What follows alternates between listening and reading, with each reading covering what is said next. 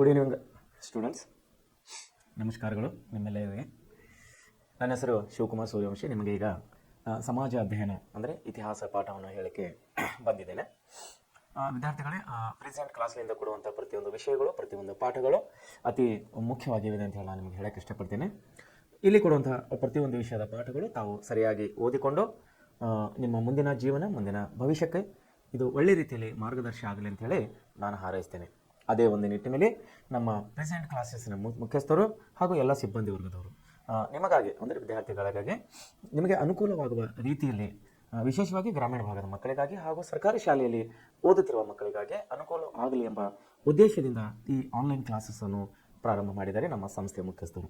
So ಅದಕ್ಕಾಗಿ ಅವರ ಒಂದು ಪ್ರಯತ್ನದಲ್ಲಿ ತಾವುಗಳ ಭಾಗಿಯಾಗಿ ಒಳ್ಳೆಯ ರೀತಿಯಲ್ಲಿ ಅಭ್ಯಾಸ ಮಾಡಿ ತಾವು ಜೀವನದಲ್ಲಿ ನಿಮ್ಮ ಮುಂದಿನ ಶಿಕ್ಷಣ ಅಭ್ಯಾಸದಲ್ಲಿ ಯಶಸ್ವಿ ಆಗಲಿ ಅಂತ ಹೇಳಿ ನಾನು ಈ ಮೂಲಕ ಹಾರೈಸ್ತೇನೆ. ಸೊ ವಿದ್ಯಾರ್ಥಿಗಳೇ, ನಾವೀಗ ಸಾಮಾಜಿಕ ಸುಧಾರಣೆ ಮತ್ತು ಧಾರ್ಮಿಕ ಚಳವಳಿಗಳು ಅನ್ನುವಂಥ ಪಾಠದ ಬಗ್ಗೆ ನಾವು ಕಳೆದ 3-4 ವಿಷಯಗಳ ಬಗ್ಗೆ ನಾವು ಅಭ್ಯಾಸ ಮಾಡಿದ್ದೇವೆ. ವಿಶೇಷವಾಗಿ ಬ್ರಹ್ಮ ಸಮಾಜ ಮತ್ತು ಆರ್ಯ ಸಮಾಜ, ಅದರ ವಿಷಯವಾಗಿ ನಾವು ನಿನ್ನೆ ಅಭ್ಯಾಸ ಮಾಡಿದ್ದೇವೆ. ಸೊ ಇವತ್ತು ನಾವು ವಿಶೇಷವಾಗಿ ನಾವು ಪ್ರಾರ್ಥನಾ ಸಮಾಜದ ವಿಷಯ ಬಗ್ಗೆ ನಾವು ಮಾತಾಡೋರಾಗಿದ್ದೇವೆ. ಪ್ರಾರ್ಥನಾ ಸಮಾಜ ಹೇಗೆ ಹುಟ್ಟಿತು, ಯಾಕೆ ಹುಟ್ಟಿತು, ಅದರ ಉದ್ದೇಶಗಳೇನಿದು, ಅಂದರೆ ಒಂದೊಂದು ಸಮಾಜಗಳು, ಒಂದೊಂದು ಚಳವಳಿಗಳು ಹುಟ್ಟಿದ್ದು ಅವರ ಒಂದು ಉದ್ದೇಶದ ಮೂಲಕವಾಗಿ. ಅವರಿಗೆ ಆದಂಥ ಕೆಲವೊಂದು ಉದ್ದೇಶಗಳಿದ್ದವು. ಎಕ್ಸಾಂಪಲ್, ಈಗ ನಮಗೆ ಬ್ರಹ್ಮ ಸಮಾಜ ಹುಟ್ಟಿದ್ದು ಅವ್ರದ್ದೇ ಆದಂಥ ಒಂದು ಉದ್ದೇಶವಿದೆ. ಆಮೇಲೆ ಬ್ರಹ್ಮ ಸಮಾಜ ಆದಮೇಲೆ ಆರ್ಯ ಸಮಾಜ ಹುಟ್ಟುಕೋತು, ಅದರದ್ದೇ ಆದಂಥ ಒಂದು ಉದ್ದೇಶವಿದೆ. ಈಗ ಮುಂದೆ ಪ್ರಾರ್ಥನಾ ಸಮಾಜವನ್ನು ಹುಡ್ತಾ ಇದೆ. ವಿಶೇಷವಾಗಿ ಉದ್ದೇಶ ಏನಿತ್ತಪ್ಪ, ಆರ್ಯ ಸಮಾಜದ ಏನು ಉದ್ದೇಶವಾಗಿತ್ತು ಅಂತ ಹೇಳಿದ್ರೆ, ನಾವಿಲ್ಲಿ ಶನಿವಾರ ಅಭ್ಯಾಸದಲ್ಲಿ ನಾವು ಓದಿದ ಹಾಗೆ ಶುದ್ಧ ಚಳವಳಿಯನ್ನಂತೆ ಅವರು ಕೈಗೊಂಡಿದ್ದರು. ಯಾರು? ಆರ್ಯ ಸಮಾಜದವರು. ಎಂಥ ಶುದ್ಧ ಚಳವಳಿಗೆ ಕೈಗೊಂಡಿದ್ದಾರೆ ಅಂದರೆ, ಹಿಂದೂ ಸಮಾಜದಲ್ಲಿದ್ದಂಥ, ಹಿಂದೂ ಧರ್ಮದಲ್ಲಿದ್ದಂಥ ಜಾತಿ ವ್ಯವಸ್ಥೆ, ಕಂದಾಚಾರ ಜನರನ್ನು ಅನ್ಯ ಧರ್ಮದ ಕಡೆಗೆ ಆ ಸಮಯದಲ್ಲಿ ಮೂಡಿದವು. ಸೊ ಅನ್ಯ ಧರ್ಮದ ಕಡೆ ಹೋಗಿದ್ದಂಥ ನಮ್ಮ ಧರ್ಮದವರು ಮತ್ತೆ ಹೊಳ್ಳಿ ರಿಟರ್ನ್ ತಿರುಗಿ ನಮ್ಮ ಧರ್ಮಕ್ಕೆ ಅಂದರೆ ಹಿಂದೂ ಧರ್ಮಕ್ಕೆ ಬಂದಾಗ ಅವರನ್ನು ತಗೋತಾ ಇದ್ದಿಲ್ಲ ಆವಾಗಿನ ಪುರೋಹಿತರು ಮತ್ತು ನಮ್ಮ ಧರ್ಮ ಮುಖಂಡರು. ಸೊ ಇದನ್ನು ವಿರೋಧ ಮಾಡಿದ್ರು ಯಾರು? ಆರ್ಯ ಸಮಾಜದವರು. ವಿರೋಧ ಮಾಡಿ ಹೋಗಿ ಅವರು ಬೇರೆ ಧರ್ಮಕ್ಕೆ ಹೋದವರು ಮತ್ತೆ ತಿರುಗಿ ನಮ್ಮ ಧರ್ಮಕ್ಕೆ ಬರ್ತಾರಂದ್ರೆ ಅವರನ್ನು ನಮ್ಮ ಧರ್ಮದಲ್ಲಿ ಸೇರಿಸಿಕೊಂಡು ನಮ್ಮ ಧರ್ಮದ ಶುದ್ಧೀಕರಣ ಆಗಬೇಕು ಅಂತೇಳಿ ಶುದ್ಧಿ ಚಳವಳಿಯನ್ನಂತೆ ಅವರು ಪ್ರಾರಂಭ ಮಾಡಿದವರು ಆರ್ಯ ಸಮಾಜದ ಮೂಲಕವಾಗಿ. ಸೊ ಈ ರೀತಿ ಧಾರ್ಮಿಕ ಸುಧಾರಣೆಗಾಗಿ, ಸಾಮಾಜಿಕ ಸುಧಾರಣೆಗಾಗಿ ಅನೇಕ ಚಳವಳಿಗಳನ್ನು ನಾವು ಕಾಣ್ತಾ ಇದ್ದೀವಿ. ಅನೇಕ ಸಂಘ ಸಂಸ್ಥೆಗಳನ್ನು ಹುಡ್ತಾ ಇದ್ದಾವೆ ಇಲ್ಲಿ. ಈಗ ಮುಂದೆ ನಾವು ಪ್ರಾರ್ಥನಾ ಸಮಾಜದ ವಿಷಯವಾಗಿ ನಾವು ನೋಡೋಣ. ಪ್ರಾರ್ಥನಾ ಸಮಾಜವನ್ನು ಆತ್ಮಾರಾಮ್ ಪಾಂಡುರಂಗ್ ಅವರು ಮುಂಬೈನಲ್ಲಿ ಸ್ಥಾಪಿಸಿದರು. ನೋಡ್ರಿ, ಪ್ರಾರ್ಥನಾ ಸಮಾಜವನ್ನು ಆತ್ಮಾರಾವ್ ಪಾಂಡುರಂಗ್ ಅವರು ಮುಂಬೈನಲ್ಲಿ ಈ ಸಮಾಜವನ್ನು, ಪ್ರಾರ್ಥನಾ ಸಮಾಜವನ್ನು ಅವರು ಪ್ರಾರಂಭ ಮಾಡ್ತಾರೆ. ಮಾನವನ ಸೇವೆಯೇ ಪರಮಾತ್ಮನ ಸೇವೆ ಎಂಬುದು ಇದರ ನೆಲೆಗಟ್ಟಾಗಿತ್ತು. ನೋಡಿ, ಮಾನವನ ಸೇವೆಯೇ ಪರಮಾತ್ಮನ ಸೇವೆಯಾಗಿತ್ತು ಅನ್ನೋ ಒಂದು ಧ್ಯೇಯವನ್ನು ಇವರು ಇಟ್ಕೊಂಡಿದ್ರು. ಹೀಗಾಗಿ ಈ ಸಮಾಜವು ಶಿಕ್ಷಣ ಪ್ರಸಾರಕ್ಕೆ ಹೆಚ್ಚಿನ ಆದ್ಯತೆ ನೀಡಿತ್ತು. ಯಾಕಂದರೆ ಹೇಗೆ ದಿನ ಕಳೀತಾ ಬರ್ತಾ ಇದೆ, ಯಾವ್ಯಾವ ಚಳವಳಿಗಳು ಹುಟ್ಕೋತಾ ಇದ್ದಾವೆ, ಒಂದೊಂದು ಚಳವಳಿಗಳು ಅಂದರೆ ಇತ್ತೀಚೆಗೆ ಬರುವಂಥ ಎಲ್ಲ ಚಳವಳಿಗಳು ಶಿಕ್ಷಣಕ್ಕೆ ಅತಿ ಮುಖ್ಯ ಪ್ರಾಮುಖ್ಯತೆಯನ್ನು ಕೊಡ್ತಾ ಇದ್ದಾರೆ. ಸೊ ಇಲ್ಲಿ ಪ್ರಾರ್ಥನೆ ಚಳವಳಿ ಕೂಡ ಅದೇ ಆಗ್ತದೆ. ಯಾರು? ಆತ್ಮಾರಾಮ್ ಪಾಂಡುರಂಗ್ ಅವರು ಏನು ಮಾಡ್ತಾ ಇದ್ದಾರೆ, ಇಲ್ಲಿ ಶಿಕ್ಷಣಕ್ಕೆ ಮಹತ್ವವನ್ನು ಕೊಡ್ತಾ ಇದ್ದಾರೆ. ಡೆಕ್ಕನ್ ಶಿಕ್ಷಣ ಸಂಸ್ಥೆಯ ಮೂಲಕ ನೋಡಿ, ಡೆಕ್ಕನ್ ಶಿಕ್ಷಣ ಸಂಸ್ಥೆನೇ ಹುಟ್ಟು ಹಾಕಿದರು. ಯಾರು? ಆತ್ಮಾರಾವ್ ಪಾಂಡುರಂಗ್ ಅವರು ಒಂದು ಡೆಕ್ಕನ್ ಅನ್ನಂತ ಶಿಕ್ಷಣ ಸಂಸ್ಥೆನೇ ಹುಟ್ಟು ಹಾಕಿದರು ಅವತ್ತಿನ ಕಾಲಕ್ಕೆ. ಆ ಸಂಸ್ಥೆಯ ಮೂಲಕ ಅಂದರೆ ಡೆಕ್ಕನ್ ಶಿಕ್ಷಣ ಸಂಸ್ಥೆಯ ಮೂಲಕ ಶಿಕ್ಷಣದ ಪ್ರಗತಿಗೆ ಪ್ರಯತ್ನ ಮಾಡ್ತಾ ಇದ್ದವರು. ವಿಧವಾ ವಿವಾಹ, ಸ್ತ್ರೀ ಶಿಕ್ಷಣ, ಅಂತರ್ಜಾತಿ ವಿವಾಹ, ಸಹಭೋಜನ ಕಾರ್ಯಕ್ರಮಗಳನ್ನು ಪ್ರೋತ್ಸಾಹಿಸಿ ಬಾಲ್ಯ ವಿವಾಹ, ಜಾತಿ ಪದ್ಧತಿ, ವಿಗ್ರಹಾರಾಧನೆ, ಸ್ಪರ್ಧಾ ಪದ್ಧತಿಯನ್ನು ಇವರು ವಿರೋಧ ಮಾಡ್ತಾ ಇದ್ದರು. ಧರ್ಮಗಳು ಸತ್ಯದ ಪ್ರತೀಕವಾಗಿದ್ದು ಅವುಗಳನ್ನು ಗೌರವಿಸಬೇಕೆಂದು ಭಾರತದ ಪುನರುಜ್ಜೀವನ ಚಳವಳಿಯ ಕಾಲದಲ್ಲಿ ಅನಾಥಾಲಯಗಳು, ರಾಷ್ಟ್ರೀಯ ಶಾಲೆಗಳು ಮತ್ತು ವಿಧವಾ ಆಶ್ರಮಗಳು ಇಲ್ಲಿ ಪ್ರಾರಂಭವಾಗ್ತಾ ಇದ್ದಾವೆ. ಇಲ್ಲಿ ಏನಾಗ್ತದೆ, ವಿಶೇಷವಾಗಿ ಅನಾಥಾಲಯಗಳು, ಆಮೇಲೆ ವಿಧವಾ ಆಶ್ರಮಗಳು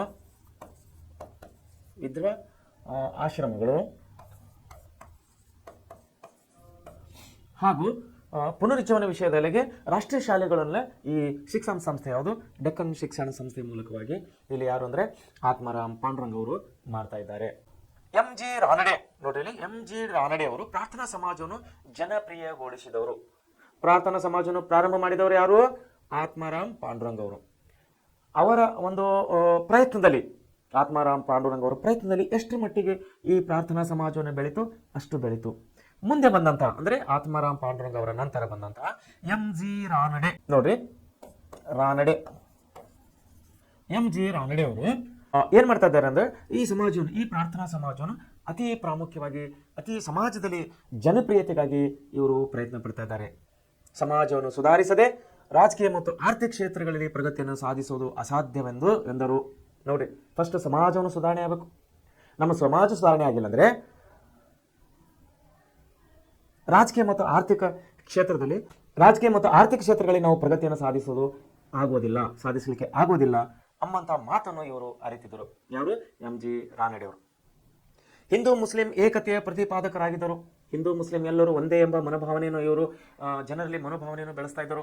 ಎಲ್ಲರೂ ಒಂದೇ ಇದ್ದೀವಿ, ಎಲ್ಲರೂ ಒಂದೇ ತಾಯಿ ಮಕ್ಕಳಾಗಿದ್ದೀವಿ, ಎಲ್ಲರೂ ಕುಡಿಯುವ ನೀರು ಒಂದೇ ಆಗಿದೆ, ಬಳಸುವ ಬೆಳಕು ಒಂದಾಗಿದೆ, ಆಮೇಲೆ ನಾವು ಉಸಿರಾಡುವ ಗಾಳಿಯೂ ಕೂಡ ಒಂದೇ ಆಗಿದೆ. ಯಾವುದು? ಹಿಂದೂ ಮತ್ತು ಮುಸ್ಲಿಂ. ಸೊ ಎಲ್ಲ ಒಂದೇ ಆದ್ಮೇಲೆ ನಮ್ಮಲ್ಲಿ ಹಿಂದೂ ಮುಸ್ಲಿಮರಲ್ಲಿ ಭೇದ ಭಾವ ಬೇಡ, ವೈಮನಸ್ಸನ್ನು ಬೇಡ, ಎಲ್ಲರೂ ಒಂದೇ ಅನ್ನುವಂಥ ಮನೋಭಾವನೆಯನ್ನು ಇವರೆಲ್ಲರಲ್ಲಿ ಪ್ರತಿಪಾದನೆ ಮಾಡ್ತಾ ಬರ್ತಾ ಇದ್ದರು ಎಂ.ಜಿ. ರಾನಡೆ ಅವರು. ಮುಂದೆ ರಾನಡೆ ಅವರು ರಾಷ್ಟ್ರೀಯ ಕಾಂಗ್ರೆಸ್ನಲ್ಲಿ ಸಕ್ರಿಯರಾಗಿದ್ದರು. ಇವರು ಅದೇ ಸಮಯದಲ್ಲಿ ಭಾರತೀಯ ರಾಷ್ಟ್ರೀಯ ಕಾಂಗ್ರೆಸ್ ಅನ್ನು ಪ್ರಾರಂಭವಾಗಿತ್ತು. ಬ್ರಿಟಿಷರ ವಿರುದ್ಧ ಸ್ವಾತಂತ್ರ್ಯಕ್ಕಾಗಿ ಹೋರಾಟವನ್ನು ನಡೀತಾ ಇದ್ದವು. ಆ ಹೋರಾಟದಲ್ಲಿ ಆ ಒಂದು ಪ್ರಮುಖವಾದ ಸಂಸ್ಥೆ ಆದಂತಹ ಭಾರತೀಯ ರಾಷ್ಟ್ರೀಯ ಕಾಂಗ್ರೆಸ್ನಲ್ಲಿ ಇವರು ಸಕ್ರಿಯರಾಗಿ ಕಾರ್ಯಕರ್ತರಾಗಿದ್ದರು ಎಂ.ಜಿ. ರಾನಡೆ ಅವರು. ಇವರು ಹೆಣ್ಣು ಮಕ್ಕಳ ಶಿಕ್ಷಣಕ್ಕಾಗಿ ಪ್ರೌಢಶಾಲೆಗಳನ್ನು ತೆರೆದರು. ನೋಡಿ, ಹೆಣ್ಣು ಮಕ್ಕಳ ಶಿಕ್ಷಣಕ್ಕಾಗಿ ಇವರು ಉತ್ತೇಜನ ಕೊಡ್ತಾ ಇದ್ದಾರೆ. ಹೆಣ್ಮಕ್ಳು ಕೂಡ ಮನೆಯಿಂದ ಹೊರಗೆ ಬರಬೇಕು, ಇವರು ಕೂಡ ಶಾಲೆಗೆ ಹೋಗಬೇಕು, ಒಳ್ಳೆ ವಿದ್ಯಾಭ್ಯಾಸನ ಕಲಿಬೇಕು, ಹೆಣ್ಮಕ್ಳಿಗೆ ಪ್ರೋತ್ಸಾಹ ಕೊಡ್ತಾ ಇದ್ದಾರೆ ಇವರು ಎಂ.ಜಿ. ರಾನಡೆ ಅವರು. ಈ ರೀತಿಯಾಗಿ ಏನಾಯ್ತು, ಇವರ ಕಾಲದಲ್ಲಿ ಅಂದ್ರೆ ರಾನಡೆ ಅವರ ಕಾಲದಲ್ಲಿ ಮತ್ತು ಆತ್ಮಾರಾಮ್ ಪಾಂಡುರಂಗ ಅವರ ಕಾಲದಲ್ಲಿ ಈ ಪ್ರಾರ್ಥನಾ ಸಮಾಜವು ಒಂದು ಉತ್ತಮ ಸ್ಥಿತಿಗೆ ಬಂದಿತ್ತು, ಬೆಳವಣಿಗೆ ಆಗಿತ್ತು. ನಮ್ಮ ಧರ್ಮದಲ್ಲಿದ್ದಂಥ ಎಲ್ಲ ಮೂಢನಂಬಿಕೆಗಳು, ಅನಾಚಾರಗಳನ್ನು ತೊಡೆದು ಹಾಕುವರಲ್ಲಿ ಇವರಿಬ್ಬರು ಮಹಾನುಭಾವರು ಅತಿ ಪ್ರಯತ್ನಗಳನ್ನು ಪಡ್ತಾ ಇದ್ದವರು. ಮುಂದೆ ಸತ್ಯಶೋಧಕ ಸಮಾಜ ಅಂತ ಹೇಳಿ ಬರ್ತಾ ಇದೆ. ಇನ್ನೊಂದು ಸತ್ಯಶೋಧಕ ಸಮಾಜ. ಸತ್ಯಶೋಧಕ ಸಮಾಜ. ಈ ಸತ್ಯ ಸಮಾಜದ ಶೋಧಕರು ಯಾರು? ಇವರ ಉದ್ದೇಶ ಏನಾಗಿತ್ತು? ಇವರ ಒಂದು ಕಾರ್ಯಪ್ರವೃತ್ತಿ ಯಾವ ರೀತಿಯಾಗಿತ್ತು? ಇವರ ಯೋಜನೆ ಏನಾಗಿತ್ತು ಅನ್ನೋದ್ರ ಬಗ್ಗೆ ನಾವಿಲ್ಲಿ ನೋಡೋಣ. ಸೊ ಆತ್ಮೀಯ ವಿದ್ಯಾರ್ಥಿಗಳೇ, ಸತ್ಯಶೋಧಕ ಸಮಾಜದ ಸಂಸ್ಥಾಪಕರು ಮಹಾತ್ಮ ಜ್ಯೋತಿಬಾ ಫುಲೆ ಅವರು. ಜ್ಯೋತಿಬಾ ಫುಲೆ ಅವರು